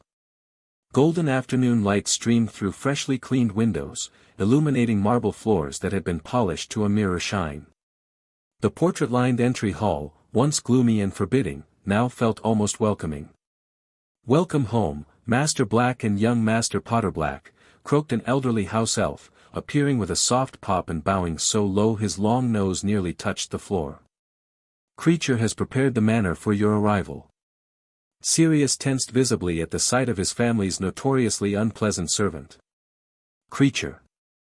You're looking well." Indeed, the ancient elf wore a pristine pillowcase emblazoned with the Black family crest, a marked improvement from the filthy rags Sirius remembered. Even more surprising was the lack of muttered insults or resentful glares. "The family magic has been most insistent on proper preparations," Creature explained, straightening. His rheumy eyes fixed on Harry with undisguised curiosity. "The young master carries both bloodlines now. Creature can feel it." Harry, still holding tightly to Sirius's hand, offered a tentative smile. "Hello, Creature. I'm Harry." The elf's ears twitched in apparent surprise at being directly addressed. After a moment's hesitation, he bowed again. "Creature lives to serve the noble and most ancient House of Black. And now, it seems, the House of Potter as well. Why don't you show us what you've prepared?" Sirius suggested, still eyeing the elf warily. Harry's eager to see his room. "At once, Master Black." Creature turned and led them up the sweeping central staircase, his posture straighter than Sirius had ever seen it. Mistress Andromeda provided specific instructions for the young master's chambers. Creature has followed them precisely. As they ascended, Harry gazed wide-eyed at the grandeur around him. Unlike Gringotts' cold marble efficiency, Black Manor exuded old-world wizarding opulence, ornate woodwork, magical artifacts displayed on velvet-lined pedestals, and enchanted tapestries that seemed to shift subtly as they passed. "This place is massive," Harry whispered. 7 floors, 42 rooms, and grounds that extend for nearly 100 acres, Sirius confirmed. "Far too large for 2 people, really, but we can close off the wings we don't use." Master Andromeda has already secured the east and north wings, Creature informed them as they reached the second-floor landing. Only the family wing and central areas remain accessible until the young master's magical training progresses. They proceeded down a wide corridor lined with portraits of Black ancestors, many of whom peered curiously at Harry as he passed. Unlike the hostile whispers Sirius had expected, the portraits remained respectfully quiet, though their eyes followed the boy with evident interest. "Here we are," Creature announced, stopping before a set of double doors carved with an intricate pattern of stars and constellations, the Black family's traditional astronomical motif. "The air's suite, adjoining the master's chambers." With a snap of his fingers, the doors swung open to reveal a room that made Harry freeze in his tracks, his mouth falling open in astonishment. The chamber was spacious yet cozy, decorated in rich blues and warm golds rather than the traditional Slytherin green and silver of the Black family. A magnificent 4-poster bed dominated one wall, its hangings embroidered with moving golden snitches that flitted playfully across the fabric. Floor-to-ceiling bookshelves lined another wall, already half filled with both magical and Muggle children's books. But it was the ceiling that truly captured Harry's attention. Charmed to resemble the night sky, it displayed constellations that twinkled and shifted realistically, occasionally sending a shooting star streaking across the magical firmament. "That's the Potter constellation," Sirius explained softly, pointing to a grouping of stars that glowed slightly brighter than the others. "And there," he indicated another bright cluster, "is Canis Major, with Sirius as its brightest star. Andromeda charmed them to stand out specially for you." Harry stepped further into the room, turning slowly to take in every detail. A child-sized desk sat beneath a wide window overlooking the gardens. A wardrobe stood open, revealing rows of new clothes, all in his size, not Dudley's oversized cast-offs. In the corner, a toy chest overflowed with magical puzzles, games, and a stuffed black dog that looked suspiciously like Sirius's animagus form. "Is this all for me?" Harry asked, his voice barely audible. "All for you, pup," Sirius confirmed, squeezing his shoulder gently. "What do you think?" Harry's eyes shimmered with unshed tears. "It's brilliant. I've never. I mean, the cupboard was just." "I know," Sirius said, kneeling to Harry's eye level. "And you'll never have anything like that again. This is your home now, yours to decorate however you like as you grow. We can change anything that doesn't suit you." Harry shook his head emphatically. "Don't change anything. It's perfect." Creature, who had been watching the exchange with unusual attentiveness, cleared his throat. "There is one more feature to show the young master." He shuffled to what appeared to be a solid wall beside the massive wardrobe and pressed his palm against it. The wall shimmered and transformed into a door, which swung open to reveal Sirius's master suite. "The connecting door, as requested," Creature announced. "It responds to both masters' magic and can be left open or closed as desired. So if you have nightmares or need anything during the night, you can reach me instantly," Sirius explained. "And I can check on you easily as well." Harry crossed to the door, examining it with evident relief. After a lifetime of being locked away, the freedom to reach his guardian whenever needed represented a security he'd never known. "Thank you," he said, surprising both Sirius and Creature by directing the gratitude to the house elf as well. "This is the best room anyone's ever had." Creature's ancient face twitched in what might have been an aborted smile. "Dinner will be served in the small dining room in 1 hour, masters. Creature has prepared all of young master's favorite foods, as listed by Healer Gornick." As the elf disappeared with a soft pop, Sirius shook his head in amazement. "I've never seen him so accommodating. The Creature I remember was a spiteful little creature who worshipped my mother's memory and despised me for abandoning the family." Harry walked to the window, gazing out at the extensive gardens below. "Maybe he's changing because the house is changing." Healer Gornick said magical buildings can sometimes respond to the intentions of their occupants. Sirius joined him at the window. "When did he tell you that?" "During one of my lessons on magical theory," Harry replied matter-of-factly.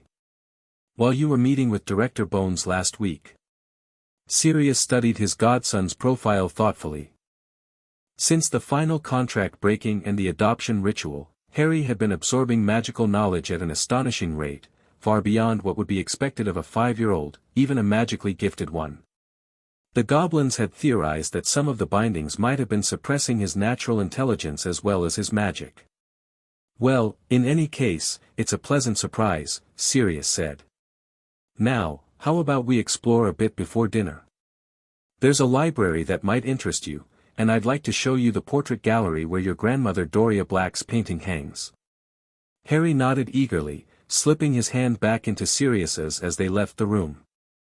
As the door closed behind them, neither noticed the brief shimmer of golden light that traced the doorframe, the house's magic reinforcing protections around its newest and most precious occupant.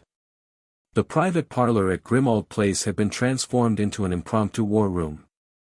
Maps and documents littered every surface, and a large blackboard dominated one wall, covered with names, locations, and connecting lines charted in Amelia Bone's precise handwriting. That 7 potential Horcruxes identified, she announced to the assembled group, tapping her wand against the board. The diary has been destroyed. The sole fragment from Harry's scar remains contained in Gringotts' high-security vault pending destruction. And based on Dumbledore's notes and our own research, we believe 5 more exist. Algernon Croker, head of the Department of Mysteries, stroked his grey-streaked beard thoughtfully. Dumbledore's theory about the significance of the number 7 to Voldemort seems sound. 7 pieces of soul, the original within whatever form he currently inhabits, and 6 Horcruxes. The locations remain the problem, Kingsley Shacklebolt observed. We have theories about what the objects might be, but not where to find them. Amelia nodded grimly. Riddle was clever. According to Dumbledore's notes, he likely entrusted some to followers while hiding others in locations significant to his personal history. Sirius, sitting beside Remus Lupin near the fireplace, leaned forward. What about Bellatrix? My dear cousin was perhaps his most fanatical follower. If he entrusted one to any Death Eater, it would have been her. Her Gringotts vault, Andromeda realized, looking up from the ancient tome she'd been consulting.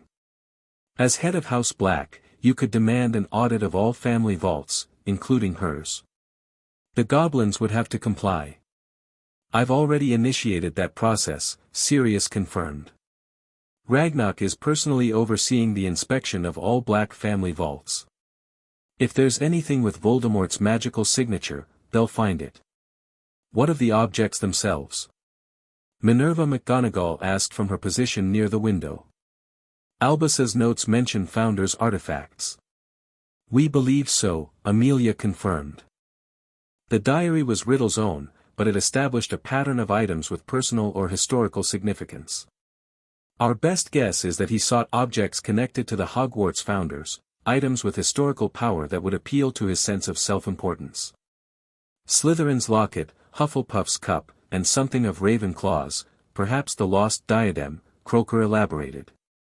Additionally, we suspect his family ring, as the last heir of the Gaunt line, which traced back to Salazar Slytherin himself. Remus, who had been quietly making his own notes, looked up with furrowed brow. And you're certain Riddle made all of these?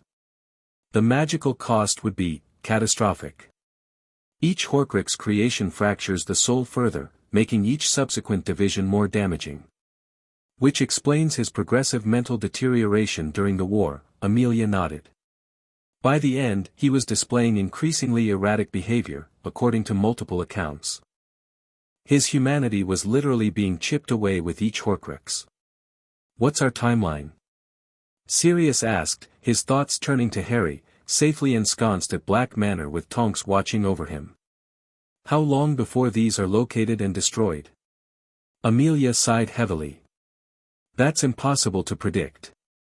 We've assembled specialized teams from the Unspeakables and the Auror. Gringotts curse breakers are assisting with detection methods. But we're literally hunting objects that were designed to be hidden.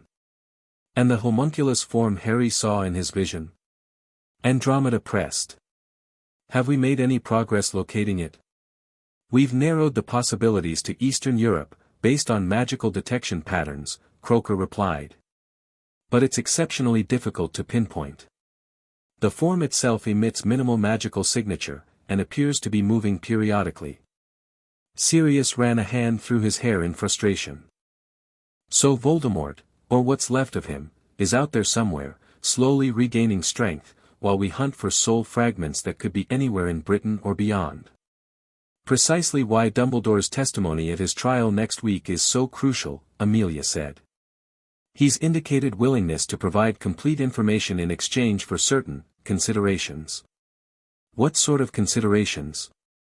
Minerva asked sharply. Reduced sentencing, primarily, Amelia replied. He knows he won't avoid Azkaban entirely, but he's bargaining for minimum security, limited term, and the possibility of supervised research privileges. After what he did to Harry. Sirius growled. He deserves the Dementor's kiss. "I share your sentiment," Amelia assured him. "But pragmatically, his knowledge could save countless lives if Voldemort returns at full strength. It's a bargain we may need to consider." Silence fell as each person wrestled with this unpleasant reality. Finally, Remus spoke up. "What about Harry's ongoing connection to Voldemort?" The dream vision occurred after the soul fragment was removed, suggesting some link remains. Croaker nodded. "We believe the connection was fundamentally changed by the years the fragment resided in the boy.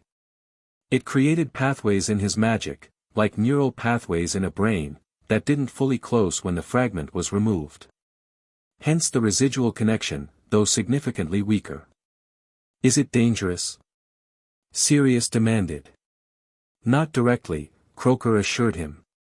"The connection appears to be one way at present. Harry can occasionally glimpse Voldemort's activities or thoughts, but there's no evidence Voldemort can access Harry's mind in return.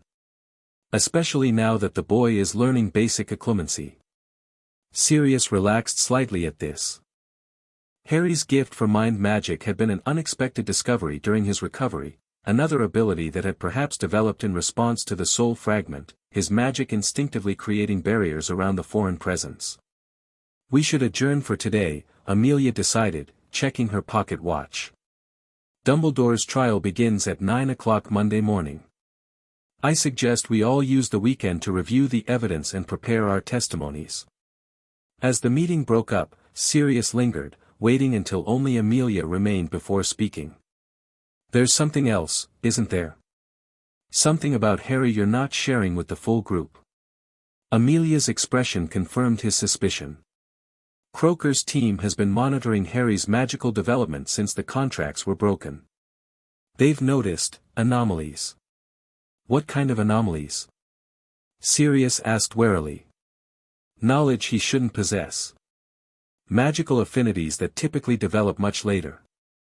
And occasional flashes of what appear to be memories that aren't his own." She held up a hand to forestall Sirius's alarm. "Not dangerous or dark memories, just information about places or events he couldn't have experienced. Like the Hogwarts third-floor corridor he mentioned," Sirius recalled. "He described it perfectly, though he's never been to Hogwarts." Amelia nodded. "Croaker's theory is that the breaking of Dumbledore's contracts didn't just free Harry's suppressed magic, it may have altered his relationship with time itself." "That's... I don't even know what that means." "Neither do the Unspeakables, entirely," Amelia admitted.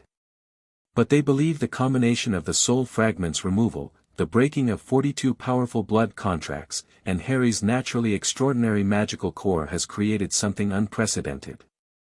As if he's occasionally receiving echoes from other possibilities. Paths his life might have taken if Dumbledore's plans had proceeded." Sirius sat heavily in the nearest chair. "So my 5-year-old godson is what, seeing the future? Alternative futures?" "Not consistently or clearly," Amelia clarified. "Just fragments, impressions. And only of events directly connected to him or Voldemort, suggesting the residual connection plays a role." "Does Harry understand what's happening?" "To some extent, yes. He's described it to Healer Gornick as remembering things that haven't happened yet." Amelia's expression softened with rare compassion. "Sirius, this ability, whatever it is, could be invaluable in preventing Voldemort's return to power. But it's also a heavy burden for a child to bear." Sirius's jaw tightened. "I won't let him be used as a tool or a weapon. Not by Dumbledore, not by the Ministry, not by anyone." "No one is suggesting that," Amelia assured him. "But we should be prepared for the possibility that Harry himself may choose to use these impressions to help. He has remarkable clarity about certain things for a child his age. Because he's been forced to grow up too quickly," Sirius said bitterly. "First by the Dursleys, then by Dumbledore's manipulations. Perhaps. But perhaps also because he's simply extraordinary in his own right," Amelia suggested. "James and Lily Potter were exceptional magically and intellectually. Their son may have inherited more than just their appearance."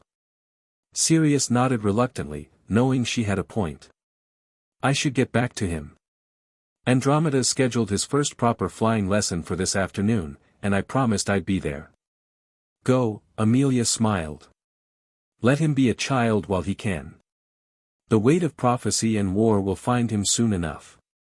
As Sirius departed, neither of them noticed the small beetle that had been perched on the windowsill throughout their private conversation, its antennae quivering with excitement at the explosive information it had just gathered.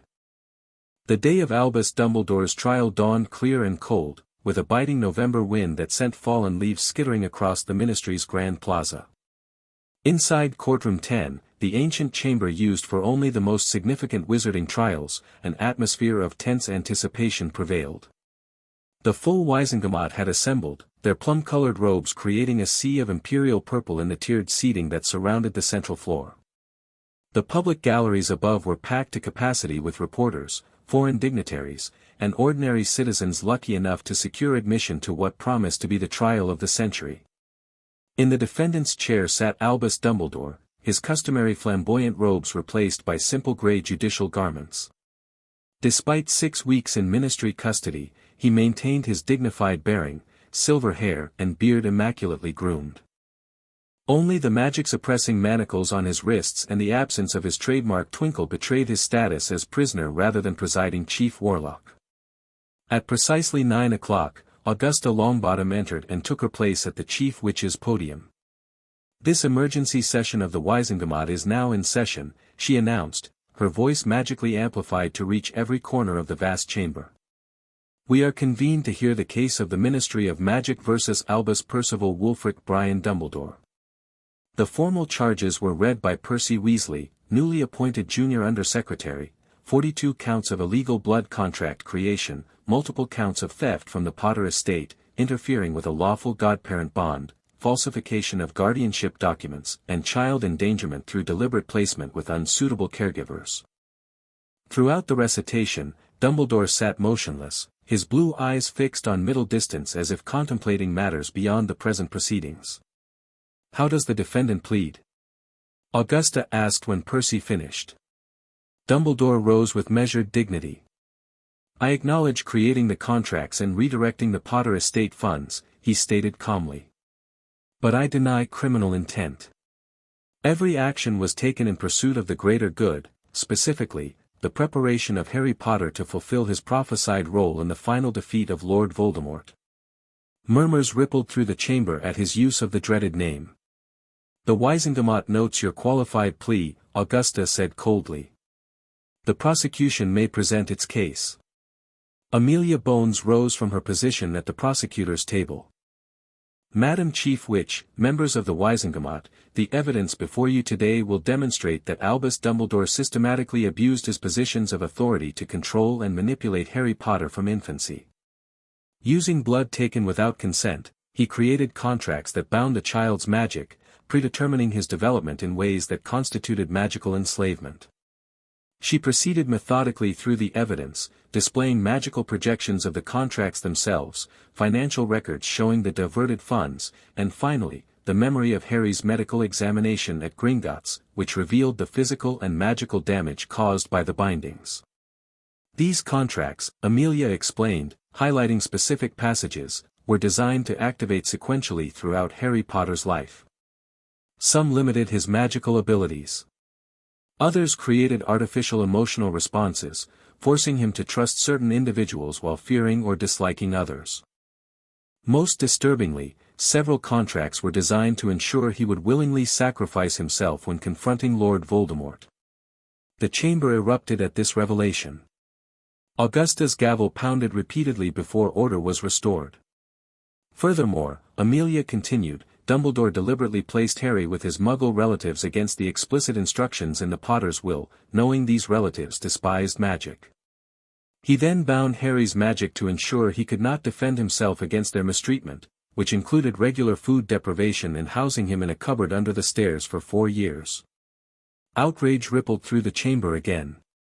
Even some of Dumbledore's known supporters looked disturbed by these details. Finally, Amelia concluded, Dumbledore allowed an innocent man, Sirius Black, Harry Potter's rightful guardian, to be imprisoned without trial, despite possessing evidence of his innocence in the form of an active godfather bond that would have been broken had Black betrayed the Potters. She turned to face Dumbledore directly. The prosecution contends that these actions constitute a systematic campaign to create not a protected child, but a weapon, one deliberately weakened and isolated to ensure compliance with Dumbledore's ultimate plan, Harry Potter's sacrificial death. When Amelia finished her presentation, the courtroom remained stunned into silence. Augusta cleared her throat. The defense may present its case. Dumbledore stood, declining the assistance of the barrister who had been appointed to represent him. "I will speak in my own defense," he announced. "Not to deny the actions of which I am accused, but to provide the context necessary to understand them." He moved to the center of the chamber, his presence commanding despite his prisoner status. 16 years ago, a prophecy was made concerning the birth of a child with the power to vanquish Lord Voldemort. That prophecy, witnessed by myself and recorded in the Department of Mysteries, set in motion events that culminated in the attack on the Potters on Halloween night, 1981. Dumbledore paused, surveying the Wizengamot members. "What most of you do not know, what I have kept secret to prevent widespread panic, is that Voldemort did not truly die that night. He had taken steps to ensure his immortality through the darkest of magical means, the creation of Horcruxes. Objects containing fragments of his soul, anchoring him to life even when his body was destroyed." Gasps and cries of alarm echoed through the chamber. "One such soul fragment attached itself to Harry Potter through his curse scar," Dumbledore continued, his voice steady. "Creating a connection between them that would prove both dangerous and, ultimately, necessary. My contracts were designed to control this connection, to allow Harry to gain certain insights and abilities from it while protecting him from possession or corruption. The goblin healers removed that fragment immediately upon discovering it," Amelia countered. "Something you could have done at any point." "At great risk," Dumbledore replied. "And at the cost of valuable intelligence about Voldemort's activities and weaknesses. The connection, while dangerous, provided a window into his mind that could prove crucial in the final confrontation prophesied to occur." "So you left a piece of the darkest wizard in history embedded in a baby's forehead?" Augusta asked incredulously. "For intelligence gathering. For survival, not just Harry's, but all of Wizarding Britain's," Dumbledore corrected. "The prophecy states that neither can live while the other survives. My interpretation, based on decades of magical research, was that the connection between them would require Harry's sacrifice to fully destroy Voldemort's tethers to life." "And the other contracts?" Amelia pressed. "The ones forcing him to distrust certain Hogwarts houses? To form specific friendships? To remain physically weak and magically limited? How did those serve your grand design?" For the first time, Dumbledore appeared slightly uncomfortable. Harry's path needed careful guidance. His natural talents, unlocked too early or developed in the wrong directions, could have led to unfortunate outcomes. And his social connections needed to be with those who would support and strengthen his innate goodness, not exploit or corrupt it. "You mean with those who were loyal to you," Amelia corrected. "You weren't creating a savior, headmaster. You were creating a puppet. A martyr." Sirius Black's voice rang out as he rose from the witness bench where he had been waiting to testify. "Let's call it what it was. You were grooming my godson for death from the moment you left him on that doorstep." Augusta banged her gavel. "Lord Black, you will have your opportunity to testify shortly. Please refrain from interruptions." Sirius subsided, though his grey eyes remained fixed on Dumbledore with unconcealed loathing. "I regret that my methods appear harsh when viewed without the full context of the threat we face," Dumbledore said, addressing the chamber at large. "But I maintain that my actions were necessary given the prophesied role Harry Potter must play in Voldemort's final defeat." "The boy is 5 years old," Augusta said flatly. "Whatever role he might play in future conflicts, your actions deprived him of health, happiness, proper guardianship, and his magical birthright during his most vulnerable years." "Sacrifices are sometimes necessary in war," Dumbledore replied quietly. "Even painful ones. Except it wasn't your sacrifice to make, Amelia pointed out. You appointed yourself the arbiter of Harry Potter's destiny without legal or moral authority to do so. The questioning continued for hours, with Dumbledore maintaining his position that necessity justified his actions. When it came time for witness testimony, Sirius was called first, providing a damning account of his godson's condition upon their reunion and the systematic dismantling of each contract by the Goblin Healers. Gornick testified next, his appearance marking the first time a goblin had given evidence in a Wizengamot trial. His clinical description of Harry's medical condition and the effects of the bindings left even Dumbledore's staunchest supporters shifting uncomfortably in their seats. The contracts were not merely restrictive but actively harmful, Gornick explained. They diverted the child's natural healing abilities, suppressed his intellectual development, and created artificial emotional responses that would have severely compromised his autonomous decision-making as he matured. And the soul fragment?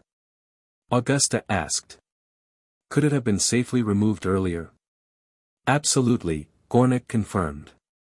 Our examination revealed no magical reason for delay. In fact, earlier removal would have prevented the formation of the unintended mental connection that now persists between Heir Potterblack and the Dark Lord. This revelation caused another stir in the courtroom. Dumbledore himself looked genuinely surprised, suggesting this consequence had not been part of his calculations. As the testimony continued, a pattern emerged, of manipulation so comprehensive it bordered on obsession, of a brilliant mind so convinced of its own rightness that it justified any means to achieve its ends. When all witnesses had been heard, Augusta called for a recess before final arguments and the Wizengamot's deliberation. In the antechamber where witnesses gathered, Sirius found himself face to face with Minerva McGonagall, whose testimony about Dumbledore's unusual interest in Harry's future Hogwarts arrangements had been particularly damaging. He'll go to Azkaban, she said quietly. Perhaps not for as long as he deserves, but he will serve time. Good, Sirius replied flatly. Though no sentence can truly match what he did to Harry. Minerva nodded, then hesitated before asking, how is the boy adjusting? To all of this, the magic, the fame, the sudden change in circumstances. Sirius's expression softened. Better than anyone could reasonably expect. He has nightmares sometimes, and moments of disbelief that his new life is real. But mainly, he's just, thriving.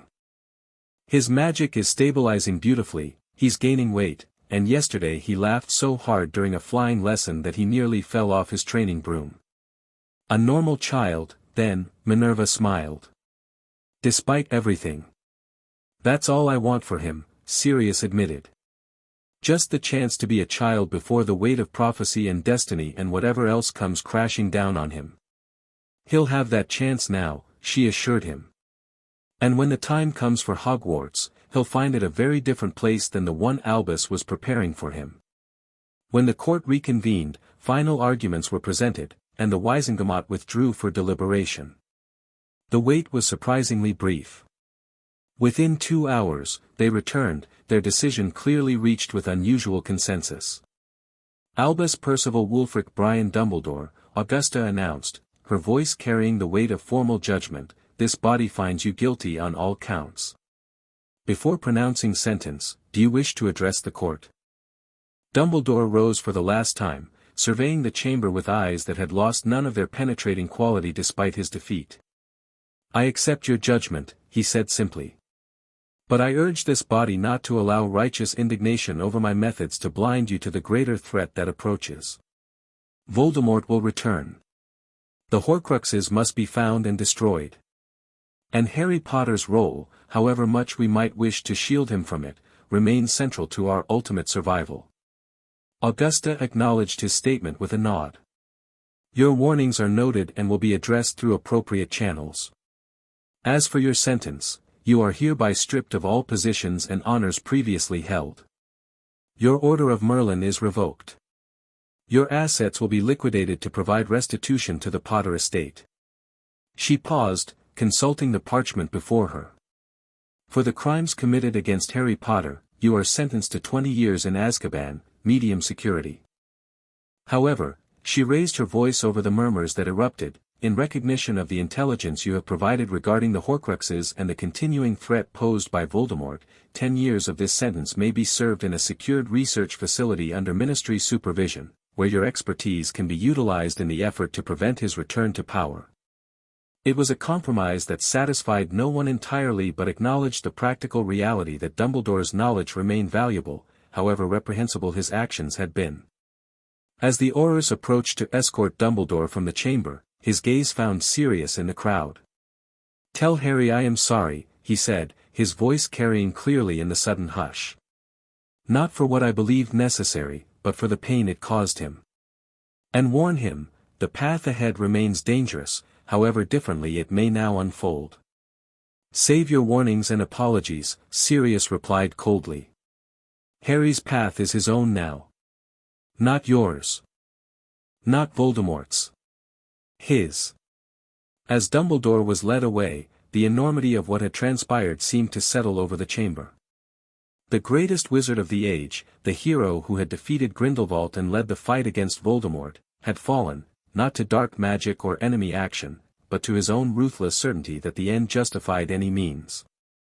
For Harry Potter, safely ensconced at Black Manor with Andromeda and Remus while Sirius attended the trial, it meant the final severing of the bonds that had constrained his life since that Halloween night. The architect of his suffering had been judged and sentenced. Justice, however imperfect, had been served.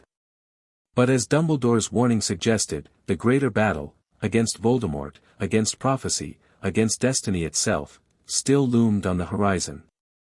"Higher, Harry. You can go higher." Nymphadora Tonks called encouragingly from her hovering position 30 feet above the Black Manor Quidditch pitch. Her hair, currently Gryffindor scarlet to match Harry's flying jersey, whipped in the December wind. Harry grinned and urged his training broom upward, the specialized clean sweep responding eagerly to his confident handling. After weeks of practice, he'd progressed from the basic hovering models to a proper junior racing broom, though one charmed with significantly more safety features than standard models. "Look, Sirius. I'm doing it," he shouted down to his godfather, who watched from the sidelines with a mixture of pride and barely concealed anxiety. "I see you, pup." Sirius called back. "Just remember what Andromeda said about altitude restrictions." Harry rolled his eyes good-naturedly but obediently leveled off his ascent at the 40-foot boundary Andromeda had established. His natural talent for flying had emerged almost immediately after the contracts were broken, yet another ability Dumbledore had deliberately suppressed, apparently fearing that too much confidence on a broom might translate to independence in other areas. "Race you to the far hoops." Tonks challenged, her own broom, a full-sized Comet 260, already accelerating. "No fair. You got a head start." Harry protested, leaning forward to give chase. Despite the disadvantage in his smaller broom, he rapidly closed the gap, his innate feel for flying and smaller size giving him advantages in speed and maneuverability. From the ground, Sirius watched with a mixture of awe and nostalgia. "He flies just like James," he remarked to Remus, who stood beside him nursing a mug of hot chocolate. "Same natural instinct, same fearlessness." "Let's hope he has slightly better judgment," Remus replied dryly. "I seem to recall James breaking 3 bones during one particularly ill-advised Quidditch maneuver in 5th year." Sirius chuckled. "True. Though Harry seems to have inherited Lily's common sense along with her eyes, thankfully." They watched as Harry executed a perfect turn around the goal hoop, briefly touching the metal ring with his fingertips before racing back toward Tonks, who had overshot slightly due to her greater momentum. "He's healing well," Remus observed. "In every way that matters." "Most ways," Sirius corrected. "He still has nightmares. And those, glimpses of other possibilities still come occasionally. Gornick says they may never fully fade. But they're not controlling his life," Remus pointed out. "They're just something he's learning to manage, like any other unusual magical talent." Sirius nodded, his eyes never leaving Harry's small form as he and Tonks engaged in an impromptu game of aerial tag. "The mind healer says the same thing." That children are remarkably resilient if given proper support and stability. Which he has now, Remus said firmly. A home, a family, people who see him as Harry first, not as the boy who lived or a prophesied savior or a weapon against Voldemort. Speaking of which, Sirius lowered his voice, though the flyers were well out of earshot. Amelia contacted me this morning. They've located another Horcrux, Slytherin's locket. It was here, in Black Manor. Apparently, my brother Regulus stole it from its hiding place before he disappeared during the war. Remus's eyes widened. Regulus turned against Voldemort? I always thought, we all did, Sirius acknowledged grimly. But according to Kreacher, who finally revealed the whole story, Regulus discovered Voldemort was creating Horcruxes and managed to steal one before being killed for his betrayal. Kreacher brought the locket back to the manor but couldn't destroy it. Has it been destroyed now? This morning, at Gringotts. That's 3 down, the diary, the soul fragment from Harry's scar, and now the locket. 3 to go, according to Dumbledore's information. Remus's gaze turned toward Harry, who was now practicing gentle dives under Tonks's supervision. And when they're all destroyed? What happens to the prophecy then? I don't know, Sirius admitted. Amelia believes it will still need fulfillment of some kind. Prophecies aren't easily circumvented. But perhaps, without his Horcruxes, Voldemort can be defeated by conventional means. By trained Aurors or unspeakables, not by a child carrying the weight of the wizarding world on his shoulders. That would be the just outcome, Remus agreed. Though fate rarely concerns itself with justice. Their somber conversation was interrupted by Harry's whoop of delight as he completed his most ambitious dive yet, pulling up smoothly just 10 feet above the manicured pitch. Did you see that? He called, flying closer. Tonks says I'm a natural seeker. She's right, Sirius grinned, momentarily setting aside heavier concerns. With reflexes like that, you'll be Quidditch captain by 3rd year. Harry beamed at the praise, his cheeks flushed with cold and excitement. Can we keep practicing a bit longer? Please. I want to try catching the practice snitch Tonks brought. 20 more minutes, Sirius agreed. Then inside for lunch and your occlumency lesson with Andromeda. Harry nodded eagerly and zoomed back to where Tonks was releasing a training snitch, enchanted to remain within the pitch boundaries and to move at reduced speed appropriate for beginners. He's going to be extraordinary, isn't he? Remus said softly. Not because of prophecies or special powers or being the boy who lived. Just because he's Harry. He already is extraordinary, Sirius replied, watching as his godson executed a sharp turn in pursuit of the golden ball. And our job is to make sure he has the childhood and the future he deserves, not the one Dumbledore planned or Voldemort intended. Above them, Harry caught the snitch with a triumphant laugh that echoed across the grounds, the sound of a child experiencing the simple joy of mastering a new skill, unburdened in that moment by destiny or darkness. It was a sound that represented everything Sirius had fought for, everything the broken contracts had made possible. A future where Harry Potter could choose his own path. In the darkest hour before dawn, Harry woke suddenly, his heart racing from a dream more vivid than any before. He sat up in his massive 4-poster bed, instinctively reaching for the glasses on his bedside table. The enchanted ceiling above showed the constellations in their correct positions for December, with a waning moon hanging low in the western quadrant. The connecting door to Sirius's room stood partially open as always, a sliver of warm light indicating his godfather was either still awake or had fallen asleep with a lamp burning. Harry hesitated, debating whether to wake him. The dream hadn't been frightening exactly, not like the nightmares of Voldemort that occasionally still plagued him, but it had left him with an urgent sense of something. Understanding? Purpose? He couldn't quite define it. Slipping from bed, he padded across the plush carpet and peered through the doorway. Sirius sat in an armchair near his fireplace, an open book in his lap, clearly having dozed off while reading. The scene was so peaceful that Harry almost turned back, reluctant to disturb his godfather's rest. But something in the dream's lingering impression pushed him forward. Sirius, he called softly. Dad? The second word still felt new on his tongue, but increasingly right. Since the adoption ritual, he'd begun using it more frequently, each time rewarded by the flash of joy it brought to Sirius's face. Sirius stirred immediately, years of Auror training and Azkaban hypervigilance ensuring he was never deeply asleep. Harry? What's wrong, pup? He straightened, instantly alert. I had another dream, Harry explained, crossing to sit on the footstool near Sirius's chair. Not a nightmare. But, important, I think. Sirius set aside his book, giving Harry his full attention. They'd established this routine over weeks, Harry sharing his unusual dreams or impressions, Sirius listening without judgment or alarm, then deciding together whether the information warranted action. Tell me, he encouraged gently. I saw a house, Harry began, his brow furrowed in concentration. Old and falling apart. On a hill overlooking a village. There was a caretaker, a Muggle man with a bad leg. He was watching the house because lights were on inside when they shouldn't have been. Sirius nodded, listening carefully. This wasn't like Harry's previous glimpses of Voldemort's homunculus form, it sounded like a specific event. The caretaker went to investigate, Harry continued. Inside, there was a large chair facing a fireplace. I couldn't see who was in it, but there were voices, a high, cold voice giving orders, and another voice, whiny and nervous. They were talking about me. What did they say?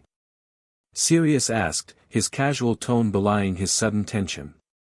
The cold voice, I think it was Voldemort, said the plans had changed. That I was no longer at my relative's home, and Dumbledore was in prison. He said they needed to move more quickly, before all his anchors were found. Harry looked up with solemn green eyes. He means the Horcruxes, doesn't he? Yes, Sirius confirmed, seeing no point in hiding what Harry had clearly already understood. Did he say anything else? Harry nodded. He told the nervous man that they would proceed with a different ritual. One that wouldn't require me specifically. He said. Harry hesitated, then closed his eyes, trying to recall the exact words. He said, any enemy's blood will suffice, though the protection will be weaker. But time grows short, and we cannot risk delay. Sirius felt a chill run down his spine.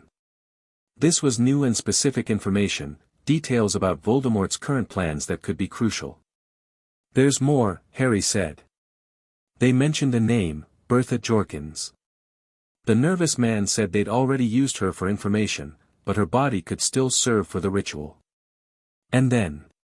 He swallowed hard, the caretaker was discovered. I saw a flash of green light, and then I woke up. Sirius reached out to squeeze Harry's shoulder reassuringly. You did right to tell me. This sounds like a genuine vision, not just a dream. I think it was happening right now, Harry said with surprising certainty. While I was asleep. I think I'm seeing through the snake. There was a huge snake in the room, and somehow, I was seeing from its perspective. This new detail was concerning. The connection between Harry and Voldemort was clearly evolving in unexpected ways. We'll need to tell Director Bones immediately, Sirius decided. Bertha Jorkins is a ministry employee who was reported missing while on holiday in Albania several months ago. If Voldemort has her, or had her, that gives us a specific lead on his location and activities. The village had a name, Harry added. Little Hangleton. I saw it on a signpost when the vision shifted to the caretaker walking up the hill. Little Hangleton, Sirius repeated, committing it to memory. That's extremely helpful, Harry. This information could be vital in preventing whatever ritual Voldemort is planning. Harry nodded, then asked the question that had clearly been weighing on him. If he's using a different ritual, one that doesn't need my blood specifically, does that mean he's not after me anymore? Sirius considered his answer carefully. Harry deserved honesty, but not at the cost of unnecessary fear. It means his immediate plans don't center around capturing you, he said finally. But the prophecy still exists, and Voldemort believes in it. You're safer than you were under Dumbledore's plans, but not completely out of danger. Harry absorbed this with the gravity that sometimes made him seem far older than 5. I understand. But we have advantages now, don't we? I'm not alone. I'm getting proper training. And these visions, they let us know what he's planning. Exactly, Sirius confirmed, amazed as always by Harry's resilience and insight. Every piece of information helps us prepare. And you have something now that Dumbledore never planned for you to have. What's that? A childhood, Sirius said simply. Time to grow up loved and supported, developing your magic naturally, making your own choices. By the time any final confrontation might occur, if it occurs at all, you'll be a fully trained wizard, not a sacrificial lamb. Harry seemed satisfied with this answer. He leaned against Sirius's knee, suddenly looking very much his age despite the weighty conversation. Can I stay with you for a bit? I don't think I can sleep again right away. Of course, Sirius agreed, summoning a blanket from his bed with a flick of his wand. He tucked it around Harry, who nestled more comfortably against his chair. I'll contact Amelia in the morning. For now, try to rest. You're safe here. As Harry gradually relaxed, his breathing evening out into the rhythm of sleep, Sirius remained alert, his mind racing with the implications of the vision. Voldemort was moving forward with some kind of restoration ritual. He had apparently killed or captured a Ministry employee. And he was aware that his Horcruxes were being hunted. The game had changed, but perhaps, for the first time, the side of light held the advantage. With Harry protected and growing stronger daily, with Dumbledore's manipulations exposed and countered, with the Horcruxes being systematically located and destroyed, Voldemort's path to return had never looked more precarious. Sirius gazed down at his sleeping godson, marveling at the twist of fate that had brought them here. If Arabella Figg hadn't panicked and called Gringotts instead of Dumbledore when Harry collapsed, if Gornick hadn't recognized the blood contracts for what they were, if Amelia Bones hadn't invoked Section 7 of the ancient treaty.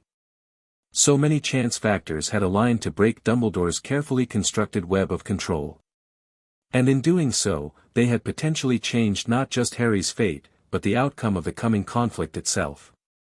Whatever the prophecy ultimately required of Harry, he would face it as his own person, not as Dumbledore's weapon or Voldemort's destined enemy, but as Harry James Potterblack, a young wizard with the freedom to choose his own path forward. And that, Sirius reflected as dawn's first light began to filter through the window, might make all the difference in the world. Spring sunlight dappled the formal gardens of Black Manor, turning raindrops from an earlier shower into diamond-like prisms on unfurling leaves and early blossoms. In a cleared area near the center fountain, Harry Potterblack stood with his eyes closed and his small face screwed up in concentration. Focus on the feeling, not the result, Andromeda Tonks instructed, her voice gentle but firm. Magic responds to intent and emotion more than specific words, especially at your age. Harry nodded without opening his eyes. His right hand extended before him, fingers splayed toward a feather resting on a marble pedestal. No wand yet, wandless magic was difficult but not impossible for children whose cores were still developing and flexible. Imagine the feather floating, Andromeda continued. Feel the magic gathering in your center, then direct it through your arm, your hand, your fingertips. For several moments, nothing happened. Then, slowly, the feather trembled, rose an inch from the pedestal, and hung suspended in the air. Excellent! Andromeda exclaimed. Hold it steady now. Harry's face relaxed into a smile even as his brow remained furrowed with effort. The feather wobbled but maintained its position, floating as if caught in an invisible current of air. From his position on a nearby bench, Sirius watched with undisguised pride. 6 months had transformed Harry from the malnourished, magically bound child discovered at Gringotts into this confident young wizard, performing magic that many first-year Hogwarts students would struggle to achieve with wands. 20 seconds, Remus murmured beside him, timing the levitation. A new record. The feather finally drifted back down as Harry exhaled with a small gasp of effort. "I did it," he exclaimed, turning to Sirius with shining eyes. "Did you see?" "I did indeed," Sirius confirmed, crossing to ruffle his hair affectionately. "Your control is improving every day. Can we try something bigger tomorrow?" Harry asked eagerly. "Maybe a book or a goblet?" Andromeda smiled indulgently. "Let's master the feather consistently first. Magic is about precision as much as power, Harry. Better to levitate a feather perfectly than to send a book crashing into the ceiling." Harry nodded, accepting the wisdom with good grace. Another change from the fearful child who had once flinched at correction, he now viewed learning as an adventure rather than a minefield of potential punishment. "That's enough formal practice for today," Andromeda decided. "Why don't you show Remus your progress on the obstacle course?" Harry's face lit up at the suggestion. The obstacle course was a series of magical challenges designed by Remus to combine physical activity with practical magic, floating stepping stones that required specific amounts of pressure to remain stable, doors that opened only to specific phrases, and similar puzzles that exercised both body and magical core. "Come on, Uncle Remus," Harry called, already dashing toward the eastern garden where the course was set up. "I figured out how to get past the color-changing gate." Remus rose with a good-natured sigh. "Duty calls." He's determined to beat his previous time today. As Remus followed Harry, Andromeda turned to Sirius with a more serious expression. "His progress is remarkable, even accounting for his natural talents. The core expansion we're seeing is unprecedented for his age." "Is that concerning?" Sirius asked, detecting a note of caution in her tone. "Not concerning, precisely," she replied carefully. "But worth monitoring. As his magic grows, so does the importance of emotional regulation. Accidental magic in a child with his power could be significant. The nightmares haven't recurred since we increased the occlumency training," Sirius noted. "And the visions seem more controlled now, less invasive." Andromeda nodded. "His mental barriers are developing nicely. But it's not just external threats I'm thinking of. As he approaches magical maturity, which may come earlier than usual in his case, we need to ensure he has the emotional tools to handle his own power responsibly." "You're worried about him becoming another Dark Lord," Sirius said bluntly. "Because of the connection to Voldemort." "I'm concerned about any child with extraordinary power growing up with knowledge of significant trauma and injustice," Andromeda corrected. "The connection is a factor, yes, but not the only one. Harry has experienced betrayal by authority figures, magical binding, and the knowledge that he was being groomed as a sacrifice. Such experiences can shape a child's worldview in complex ways."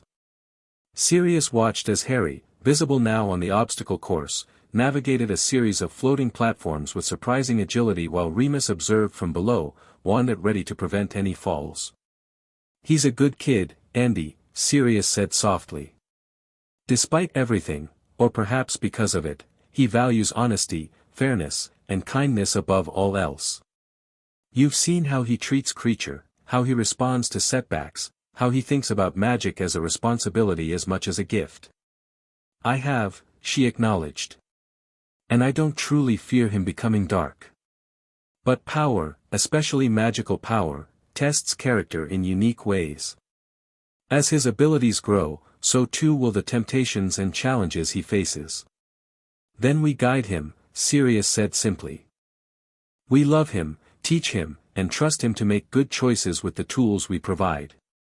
Isn't that what parenting is supposed to be? Not controlling or binding, but preparing and supporting." Andromeda's expression softened. "When did you become so wise, cousin?" The Sirius Black I remember was considerably more reckless with his own power. Sirius chuckled. "Amazing what responsibility for a child will do to one's perspective. Besides, 4 years in Azkaban provides ample time for reflection on past mistakes." A cheer from the obstacle course drew their attention.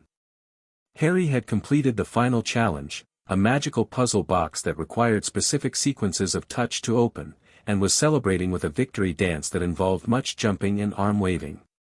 6 minutes, 12 seconds. Remus called out. A full 20 seconds faster than yesterday. Harry's unrestrained joy in that moment, so normal, so childlike, seemed the perfect counterpoint to their serious conversation. This was a child healing from his past, embracing his present, and building toward a future of his own choosing.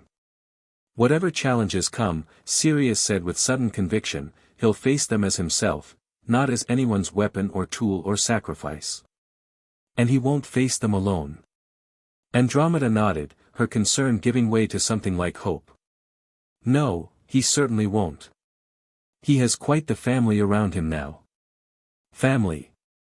The word encompassed so much, Sirius as father figure, Remus as honorary uncle, Andromeda and Ted as surrogate aunt and uncle, Nymphadora as the mischievous older cousin, even Amelia Bones and Minerva McGonagall as respected allies.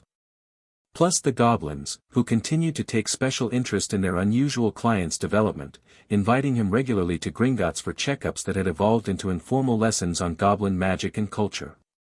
It was a patchwork family, unconventional in every way, but bound by genuine love and commitment to Harry's well-being. The very antithesis of what Dumbledore had intended with his isolating placement and binding contracts. Dad!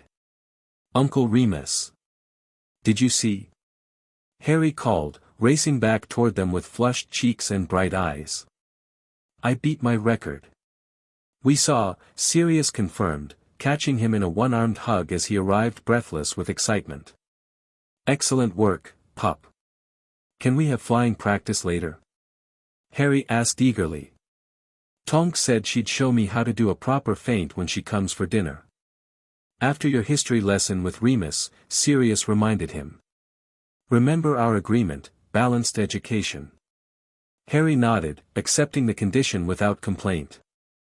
Another small miracle, the boy who had once known only punishment and deprivation now understood and respected the structure of loving boundaries.